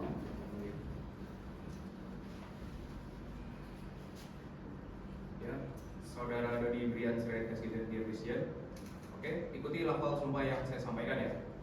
Saya bersumpah bahwa saya akan menerangkan dengan sebenarnya. Saya bersumpah bahwa saya akan melakukan dengan sebenarnya Dan tiada lain daripada yang sebenarnya. dan tiada lain dari yang sebenarnya. Semoga Tuhan menolong saya. Semoga Tuhan menolong. Baik, terima kasih. Terima kasih yang mulia Dr. Zaki Pati. Silakan kembali ke tempat Bapak. Selanjutnya dipersilakan saksi untuk menyampaikan kesaksiannya.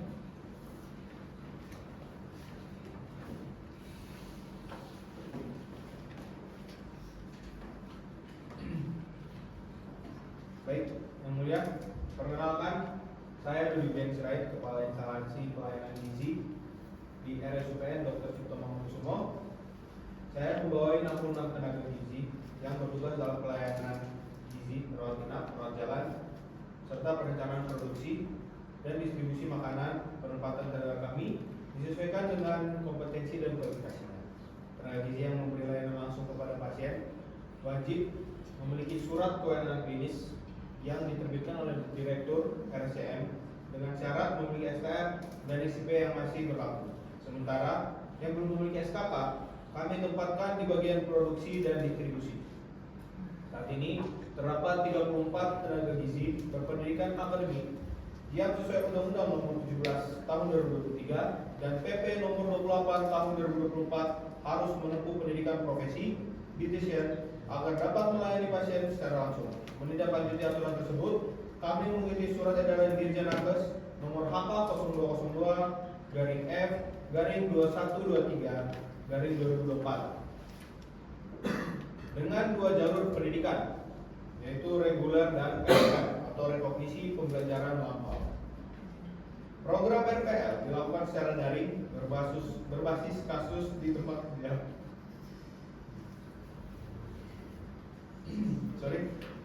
Dan hanya membayar 1 semester.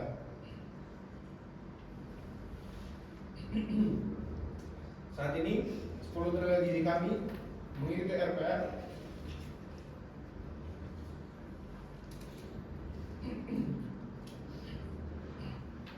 sementara yang belum memenuhi syarat mengikuti pendidikan reguler dengan pendanaan dari Kemenkes. Demikian penjelasan saya, disampaikan dengan sebenarnya tanpa tekanan dari pihak manapun. Terima kasih. Majelis Hakim, Assalamualaikum warahmatullahi wabarakatuh. Oke, terima kasih. Silakan Bapak kembali ke tempat duduk, singkat padat keterangannya ya. Silakan dari kuasa Presiden, ada yang mau didalami kesaksiannya? Baik, terima kasih Yang Mulia. Kami ingin mengklarifikasi keterangan Bapak Dodi. Tadi Bapak menyebut di RSM ada 66 tenaga gizi sebagai lulusan akademik dan yang belum memiliki SKK ditempatkan di bagian perencanaan, produksi, dan distribusi. Pertanyaan kami, apa perbedaan antara tenaga yang belum punya SKK dengan yang sudah sehingga penempatannya berbeda? Selain itu, apakah pendidikan profesi diri yang ditempuh melalui jalur formal dan melalui RPL menghasilkan kompetensi yang sama sehingga keduanya dapat memberikan pelayanan kesehatan sesuai ketentuan undang-undang? Itu saja, terima kasih Yang Mulia. Oke, jelas ya dari meja hakim. Oke, Prof. Zakipati dipersilakan. Setelah itu Ibu Linda dipersilakan ya. Baik, terima kasih Yang Mulia. Bapak Dodi, dari keterangan Bapak disebutkan bahwa tenaga gizi yang belum menempuh pendidikan profesi mendapat fasilitas atau pembiayaan. Apakah ini hanya untuk yang sudah bekerja di Kemenkes atau juga berlaku bagi seluruh sarjana gizi atau kesehatan yang ingin memperoleh STR? Selain itu, berdasarkan pengalaman Bapak, apakah ada sarjana gizi yang ingin mendapat STR tapi terhambat karena belum menempuh pendidikan profesi? Itu poinnya. Terima kasih. Saya kembalikan ke Ibu Ketua. Oke, terima kasih Yang Mulia Dr. Zakipati. Yang Mulia Dr. Linda Cahaya, silakan. Terima kasih Yang Mulia Ibu Ketua Sidang. Saya ingin bertanya kepada Dodi. Dari 66 tenaga gizi disebutkan 34 orang berpendidikan kategori akademik yang sesuai Undang-Undang Nomor 17 Tahun 2023 harus melanjutkan pendidikan profesi. Pertama, mohon dijelaskan kategori akademik ini mencakup apa saja? Kedua, apakah 34 orang ini sebelum Undang-Undang Nomor 17 Tahun 2023 sudah memiliki SR atau belum? Jika sudah, berapa lama masa berlakunya? Terakhir, mengapa tidak semua 66 tenaga gizi harus mengikuti pendidikan profesi, melainkan hanya 34 orang? Itu saja. Terima kasih Pak Dodi. Oke, terima kasih Yang Mulia Ibu Linda. Yang Mulia Prof. Eda dipersilakan. Baik, terima kasih Yang Mulia Ibu Ketua. Bapak Dodi, terkait Undang-Undang Nomor 17 Tahun 2023 memang belum ada lulusan murni berdasarkan undang-undang ini. Namun disebutkan ada surat edaran Dirjen Nakes baru-baru ini pada tahun 2024. Kapan tepatnya surat edaran itu diterbitkan? Apakah sudah cukup lama atau masih baru? Mohon izin Yang Mulia, lama ini Pada waktu ada permohonan di MK ini? sebelumnya. Sekarang saya ingin bertanya Pak Dodi, sepanjang yang Bapak ketahui, apakah sudah ada mahasiswa yang lulus dari program studi gizi berdasarkan Undang-Undang Nomor 17 Tahun 2023 yang kemudian bekerja di instansi yang Bapak pimpin? Karena menurut saya, undang-undang ini tidak memiliki ketentuan peralihan, sehingga bagi mahasiswa yang belum lulus ketika Undang-Undang Nomor 36 Tahun 2014 berlaku, mereka langsung terdampak Undang-Undang Nomor 17 Tahun 2023. Apakah sudah ada yang lulus baru dan bekerja di tempat yang Bapak pimpin, atau selama ini yang bekerja masih lulusan Undang-Undang Nomor 36 Tahun 2014? Izin Yang Mulia, ada yang lama, ada yang baru. Ada yang baru? Ada yang baru setelah Undang-Undang Nomor 17 keluar? Ada. Jadi maksud saya, mereka yang lulusan Undang-Undang Nomor 36 Tahun 2009 kemudian bekerja ketika Undang-Undang Nomor 17 Tahun 2023 berlaku, tentu ada yang sudah memiliki STR dan SIP sehingga bisa mengurus SKK. Lalu bagaimana dengan yang baru masuk sekarang? Apakah mereka sudah memiliki STR ketika mulai bekerja di instansi Bapak? Mohon izin, setelah undang-undang tidak. Tidak ada yang punya STR. Nah, proses mereka kemudian harus sekolah lagi itu kan mengikuti pendidikan RPL itu kan Pak? Itu baru atau yang lama yang ikut RPL? Yang lama. Yang lama. Kalau yang baru belum diikuti RPL? Belum. Yang lain, jika ada pertanyaan silakan diajukan ya. Izin Yang Mulia. Oke, silakan. Yang Mulia, untuk bijaksana, terima kasih. Jadi Bapak Dodi, saya mau tegas kalau menurut pertanyaan dari Yang Mulia Ibu Linda, kalau lulusan akademik yang lalu kerja tanpa STR, statusnya apa? Apakah mereka berpraktik di situ? Karena menurut ketentuan lama, kewajiban untuk bisa berpraktik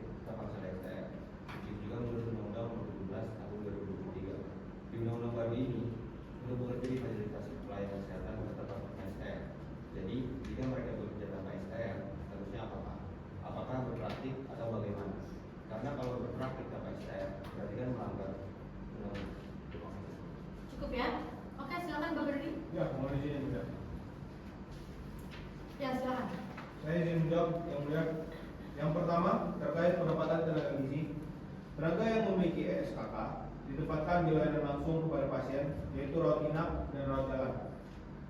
SKK diberikan bagi tenaga kesehatan yang bekerja di fasilitas pelayanan kesehatan atau Fasyankes dan memiliki STR serta SIP yang aktif.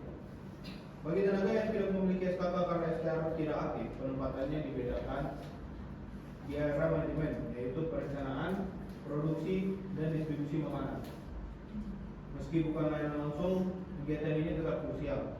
Misalnya penyediaan makanan terkait diet khusus pasien rawat inap, terkait RPL atau rekognisi pembelajaran lampau untuk pendidikan profesi di TISIEN. Program ini sudah berjalan sekitar 2 semester atau 2 angkatan. RPL mengakui 1 semester dari pengalaman kerja minimal 5 tahun.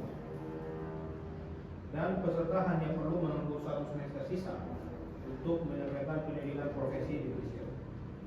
Oke, saya sambung sebentar ya. Itu RPL itu sama dengan pendidikan profesi? Sama. Oh, itu RPL maksudnya pendidikan profesi? Iya, betul. Hanya berapa semester? 2 semester? 1 semester. Jadi pendidikan profesi itu bisa ya, bisa ya? 1 semester itu dipersamakan seperti itu? Kalau untuk yang RPL karena dia punya pengalaman 5 tahun itu bisa Bu. Tapi kalau yang baru, Jadi itu setara, RPL dengan pengalaman 5 tahun sama dengan pendidikan profesi. ya Bagi yang belum, yang fresh graduate, kemudian dia masuk ke pendidikan profesi, itu berapa lama pendidikan profesinya, Bu? kalau pendidikan profesi 1 tahun Bu. Kalau dia ini ya pendidikan 2 semester. Ya, izin yang mulia. Sehingga bagi tenaga gizi akademik yang menempuh jalur RPL setelah menyelesaikan 1 semester, mereka mengikuti ujian kompetensi dan mendapat sertifikat profesi yang bisa digunakan untuk memperoleh STR di TISIEN. Dalam proses RPL, portofolio dikumpulkan sesuai kurikulum dan capaian mata kuliah. Misalnya kompetensi di produksi dan manajemen makanan direkognisi berdasarkan bukti kerja sehingga keluar nilai untuk mata kuliah tersebut. Terkait pemetaan tenaga gizi, lulusan S1 gizi disetarakan sebagai nutrisionis ahli. Sementara lulusan D3 atau D4 merupakan vokasi. Tenaga di TISIEN yang sudah lulus pendidikan profesi sebelum Undang-Undang Nomor 17 Tahun 2023 tetap diakui. Saat ini terdapat 11 pendidikan profesi di TISIEN di Indonesia dengan 8 institusi penyelenggara RPL atau rekognisi pembelajaran lampau, baik di perguruan tinggi maupun poltekkes. Untuk penerimaan di tenaga di Rumah Sakit Dr. Cipto Mangunkusumo tidak diwajibkan memiliki STR bagi S1 gizi, sehingga masih terbuka peluang bagi lulusan baru. Contohnya, penerimaan CPNS tahun ini tetap membuka S1 gizi tanpa syarat STR. Mengenai biaya pendidikan sesuai kebijakan institusi masing-masing. Bagi yang izin belajar ada biaya bantuan, sedangkan PNS menjadi pendidikan tugas belajar berbeda dengan jalur RPL 2 semester. Izin keluar? Nah, silakan yang mulai Ibu Alina. Bapak, tadi yang tenaga akademik yang kemudian ke pendidikan profesi itu kan sudah ada yang bertahun-tahun kan, gitu kan? Itu pernah punya STR nggak sebelumnya? Sebelumnya punya? Punya. Nah, kalau kemudian seterusnya mendapatkan STR lagi harus tunduk pada itu tadi saya sebut rezim Undang-Undang Nomor 17 Tahun 2023 ya, begitu ya? Tapi dia pernah punya STR sebelumnya? Mohon izin yang mulia pernah. Oke, terima kasih. Terima kasih. Izin yang mulia, izin satu kali pertanyaan saja yang mulia. Silakan Bapak. Bapak Dodi, tadi Bapak menyebut bahwa sebelum adanya aturan baru, beberapa tenaga gizi lulusan akademik sudah memiliki STR. Sepanjang pengetahuan saudara, apakah saudara mengetahui ketentuan peralihan di peraturan nomor 28 tahun 2024 yang menyatakan bahwa tenaga kesehatan lulusan akademik yang masih memiliki STR tetap boleh memberikan pelayanan? Bagaimana pengetahuan saudara sebagai kepala instalasi gizi di Rumah Sakit Cipto Mangunkusumo mengenai hal ini? Terima kasih yang mulia. Ya, silakan Bapak Dodi. Mohon izin yang mulia, sebagai pengelola tenaga gizi RSCM,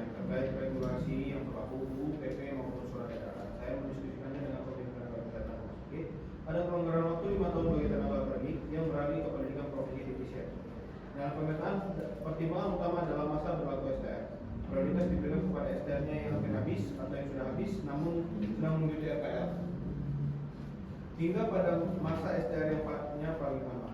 Tujuannya, pada tahun 2029, semua tenaga akademik sudah beralih ke pendidikan profesi agar tidak terkendala dalam pelayanan. Terkait SKK, ada 3 jenjang, tidak diberi kewenangan, diberi supervisi, dan diberi mandiri. Kewenangan mandiri diberikan kepada tenaga yang sudah menempuh pendidikan profesi.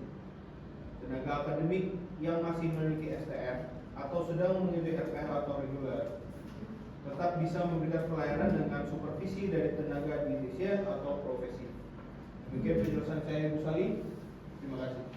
Terima kasih Ibu Sekjen atau Ibu Dirjen. Ini terkait transitional clause. Prinsip dasar menurut Undang-Undang Nomor 12 Tahun 2011 adalah bahwa ketentuan transisi tidak boleh merugikan.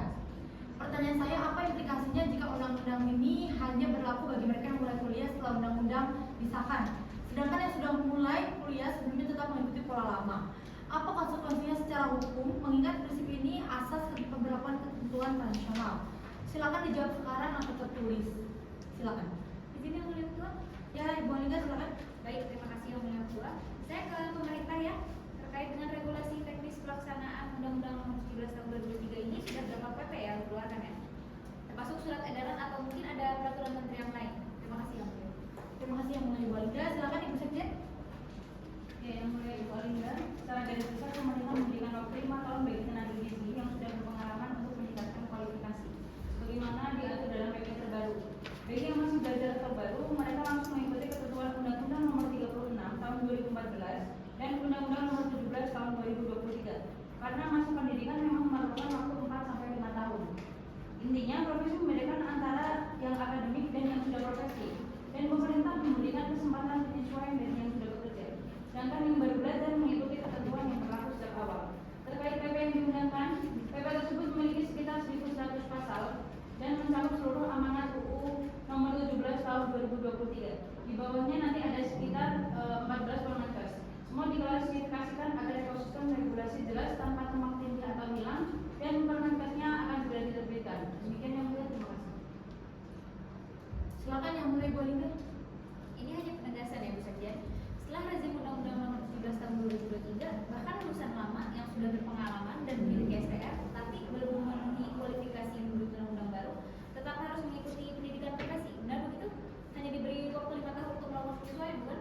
Secara garis besar ya Bu, tapi kalau yang sudah punya pengalaman dengan RPL tadi ada rekomendasi. Ya, tadi dijelaskan bahwa bagi yang sudah memiliki pengalaman, pendidikan profesi hanya 1 semester, sedangkan jalur reguler 2 semester. Tapi yang saya tekankan, lulusan sebelum Undang-Undang Nomor 17 Tahun 2023 yang belum menempuh pendidikan profesi tidak otomatis tetap bisa memiliki STR atau melanjutkan praktik. Benar begitu? Betul ya Bu. Terima kasih Bu Sekjen. Silakan Dr. Zaki. Terima kasih yang mulia Bu Sekjen. Ini terkait pemohon yang fresh graduate. Bagi yang berpengalaman bisa mengikuti RPL itu jelas tidak masalah. Namun bagi fresh graduate yang sudah sarjana sebelum Undang-Undang Nomor 17 Tahun 2023 berlaku, kewajiban mengikuti pendidikan profesi untuk mendapatkan STR baru ditetapkan di Undang-Undang Nomor 17 Tahun 2023. Pertanyaannya, apakah fresh graduate ini bisa langsung diberikan STR dalam 5 tahun masa penyesuaian sambil mengikuti pendidikan profesi, atau harus menempuh pendidikan profesi terlebih dahulu sebelum memperoleh STR? Ini penting karena menyangkut pembebanan kewajiban yang tidak diketahui sebelum mereka masuk sebagai mahasiswa di bidang kesehatan. Jadi kuncinya ada pada ketentuan transisi, dan pertanyaannya adalah bagaimana kebijakan Kementerian Kesehatan? Apakah STR bisa diberikan langsung atau tetap harus menunggu pendidikan profesi? Saya kira demikian dari saya yang mulia. Terima kasih. Oke, terima kasih. Apa ada penjelasan Bu Sekjen atau nanti tertulis? Silakan kalau ada yang mau ditambahkan. Ya, secara garis besar nanti akan disampaikan secara tertulis yang mulia. Tapi secara ringkas untuk fresh graduate, Undang-Undang Nomor 36 Tahun 2014 sudah menjelaskan bahwa mereka harus memiliki profesi. Ini yang harus dipahami oleh fresh graduate. Jadi kementerian tidak membuat ketentuan baru, tetapi menegakkan ketentuan yang sudah ada di Undang-Undang Nomor 36 Tahun 2014 dan memperkuatnya melalui Undang-Undang Nomor 17 Tahun 2023. Oke, terima kasih. Ada yang mau ditambahkan lagi Bu Sekjen? Cukup yang mulia, nanti kami perkuat di penjelasan tertulis. Oke, ya mungkin nanti bisa dibahas juga dengan teman-teman di Kemenkumham terkait keberadaan ketentuan transisional. Nanti bisa dikoordinasi dengan teman-teman di Kementerian Kesehatan juga untuk penjelasan. Secara umum prinsip ketentuan peraturan adalah tidak boleh merugikan meski juga tidak harus menguntungkan. Prinsip ini akan menjadi pertimbangan hakim khususnya terkait masih sebelum dan sesudah undang-undang berlaku. Cukup, terima kasih. Jika tidak ada tambahan untuk untuk saksi. Kami ucapkan terima kasih kepada Bapak Dodi atas pengalaman yang dibagikan. Jadi untuk perkara ini ada lagi presiden yang ingin ditambahkan? Mau menambahkan sesuatu? Baik, kalau sudah cukup, panitia pengganti tolong dicek sidang berikutnya dilaksanakan pada tanggal berapa? Jadi yang mulia, sidang berikutnya akan diadakan pada hari Jumat 3 Januari 2025 dengan agenda pengucapan putusan. Baik, terima kasih, cukup ya. Silakan nyatakan selesai dan tutup. Para hadirin silakan meninggalkan ruangan.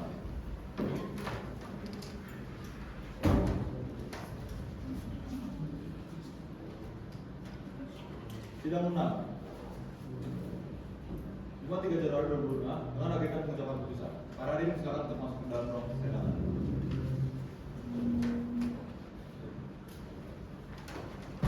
Kita buka persidangan dengan agenda pengucapan putusan dibuka dan di persidangan dinyatakan umum. Selamat pagi, saya buka sidang putusan untuk perkara nomor 49. Mahkamah telah mencatat kehadiran Anda dan tidak akan memerintahnya kembali. Saya mengingatkan siapapun di ruangan ini dilarang keras menyela atau menginterupsi pengucapan putusan karena hakim sedang menyampaikan pendapatnya. Para pihak sudah mendapatkan kesempatan yang cukup pada sidang-sidang sebelumnya. Untuk pengucapan ini kami hanya akan membacakan bagian-bagian pokoknya saja guna menghemat waktu. Namun Mahkamah akan mengirimkan salinan lengkap putusan ini ke imam masing-masing pihak selambat-lambatnya dalam 3 hari kerja. Terakhir, saya akan wajibkan semua yang hadir untuk mematikan alat komunikasi dan gadget. Apabila Anda melanggar peraturan ini, saya akan perintahkan petugas untuk mengeluarkan pihak terkait dari ruang sidang. Silakan yang mulia Dr. Alinda. Baik, terima kasih atas kesempatannya yang mulia. Putusan nomor 49 dari PUU 22 dari 2024 demi keadilan berdasarkan kewenangan yang Maha Esa, Mahkamah Konstitusi Republik Indonesia yang mengadili perkara konstitusi pada tingkat pertama dan terakhir menjatuhkan putusan dalam perkara pengujian Undang-Undang Nomor 17 Tahun 2023 tentang kesehatan terhadap Undang-Undang Dasar Negara Republik Indonesia Tahun 1945 yang diajukan oleh Mentan Naviatus sebagai pemohon 1 dan seterusnya sampai dengan pemohon 2 dianggap telah diucapkan.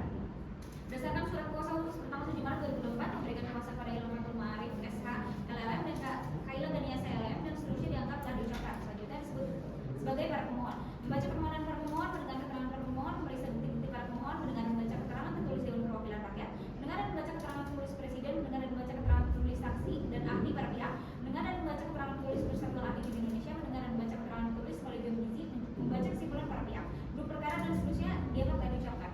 Berdasarkan pertimbangan hukum, Mahkamah Konstitusi berwenang mengadili perkara ini dan menyatakan bahwa kedudukan hukum para pemohon telah memenuhi syarat. Mahkamah kemudian menguji pokok permohonan dan menemukan bahwa para dalil para pemohon sebagian berasal secara hukum. Mahkamah mempertimbangkan bahwa penerapan pasal 212 ayat 2 Undang-Undang 17 Tahun 2023 yang mempersyaratkan pendidikan profesi bagi mahasiswa, sarjana kesehatan menimbulkan ketidakpastian dan kerugian hukum. Kerugian ini khususnya menimpa mahasiswa yang mulai kuliah di bawah rezim Undang-Undang 36 Tahun 2014 yang tidak menerapkan syarat tambahan tersebut, sehingga mereka harus menanggung beban biaya dan perpanjang masa studi secara tiba-tiba. Oleh karena itu, Mahkamah menyatakan pasal tersebut inkonstitusional secara bersyarat dan tidak dimaknai hanya berlaku bagi mahasiswa yang memulai kuliah setelah Undang-Undang Nomor 17 Tahun 2023 berlaku. Bagi mahasiswa yang terdaftar berdasarkan Undang-Undang Nomor 36 Tahun 2014 dan telah menyelesaikan studinya, Mahkamah mewajibkan mereka mengikuti pendidikan profesi yang dirancang khusus dengan waktu lebih singkat sebelum memperpanjang SIP mereka. Konklusi dan surya dianggap telah diucapkan. Amar, putusan mengadili 1. Mengabulkan permohonan para pemohon untuk sebagian. 2. Menyatakan pasal 212 ayat 2 Undang-Undang Nomor 17 Tahun 2003 tentang kesehatan bertentangan dengan Undang-Undang Dasar Negara Republik Indonesia Tahun 1945 dan tidak memiliki kekuatan hukum, mengikat secara bersyarat sepanjang tidak dimaknai hanya diberlakukan bagi mahasiswa kesehatan program sarjana yang mengikuti kuliah setelah berlakunya Undang-Undang Nomor 17 Tahun 2003 tentang kesehatan. Sedangkan bagi mahasiswa yang terdaftar berdasarkan Undang-Undang Nomor 36 Tahun 2014 tentang tenaga kesehatan pada saat telah lulus dan memiliki sertifikat kompetensi serta mendapatkan SK dan SIP, diwajibkan mengikuti pendidikan profesi yang materi dan kurikulumnya dirancang secara khusus dengan waktu yang lebih singkat sebelum perpanjangan SIP dilakukan. 3. Memerintahkan permuatan putusan ini dalam Berita Negara Republik Indonesia. 4. Menolak permohonan para pemohon untuk selain dan selebihnya. Demikian diputus dalam rapat permusyawaratan hakim oleh 7 Hakim Konstitusi itu 6 hakim dianggap diucapkan pada hari Senin tanggal 16 Desember tahun 2024. Selesai diucapkan pukul 09.18 WIB oleh 7 hakim konstitusi tersebut di atas dengan dibantu oleh Yuklit sebagai panitera pengganti, dihadiri oleh para pemohon atau kuasanya, Dewan Perwakilan Rakyat atau yang mewakili Presiden atau yang mewakili. Demikian para pemohon perwakilan dari pemerintah dan DPR serta pihak terkait jika masih ada pengucapan putusan untuk perkara-perkara yang disebut tadi. Untuk salinan putusan sebagaimana disampaikan pada awal persidangan akan disampaikan kepada para pihak setelah sidang selesai melalui email masing-masing atau sekurang-kurangnya atau selama 3 hari kerja setelah persidangan ditutup. Terima kasih untuk semuanya, sidang selesai dan tutup. Kami akan meninggalkan ruang persidangan. Para hadirin mohon berdiri.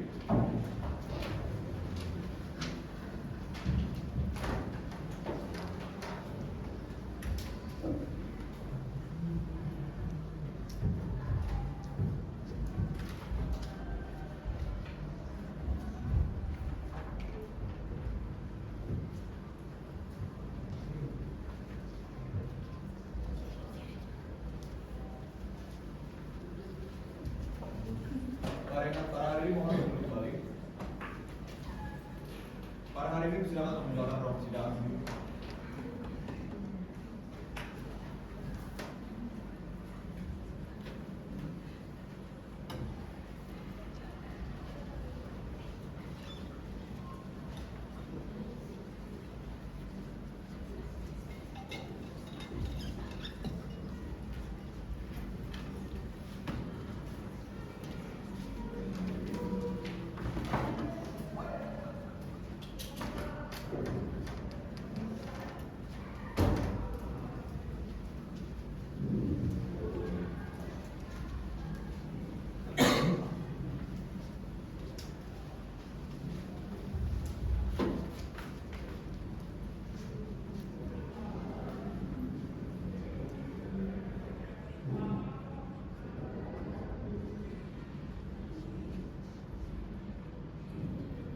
Demikianlah praktik sidang perkara gugatan dengan nomor register perkara 49/PU/2024 perihal pengujian materi Undang-Undang Nomor 17 Tahun 2023 tentang kesehatan terhadap Undang-Undang Dasar Negara Republik Indonesia Tahun 1945 tertanggal 13 November 2025 oleh kelompok 2 Rombol 12 untuk segala bentuk kekurangan sekiranya mohon dimaafkan. Terima kasih banyak Bapak Gustomi, saya Kota Pasaribu sebagai panitia pengganti dari kelompok 02 pamit undur diri. Terima kasih. Waalaikumsalam warahmatullahi wabarakatuh.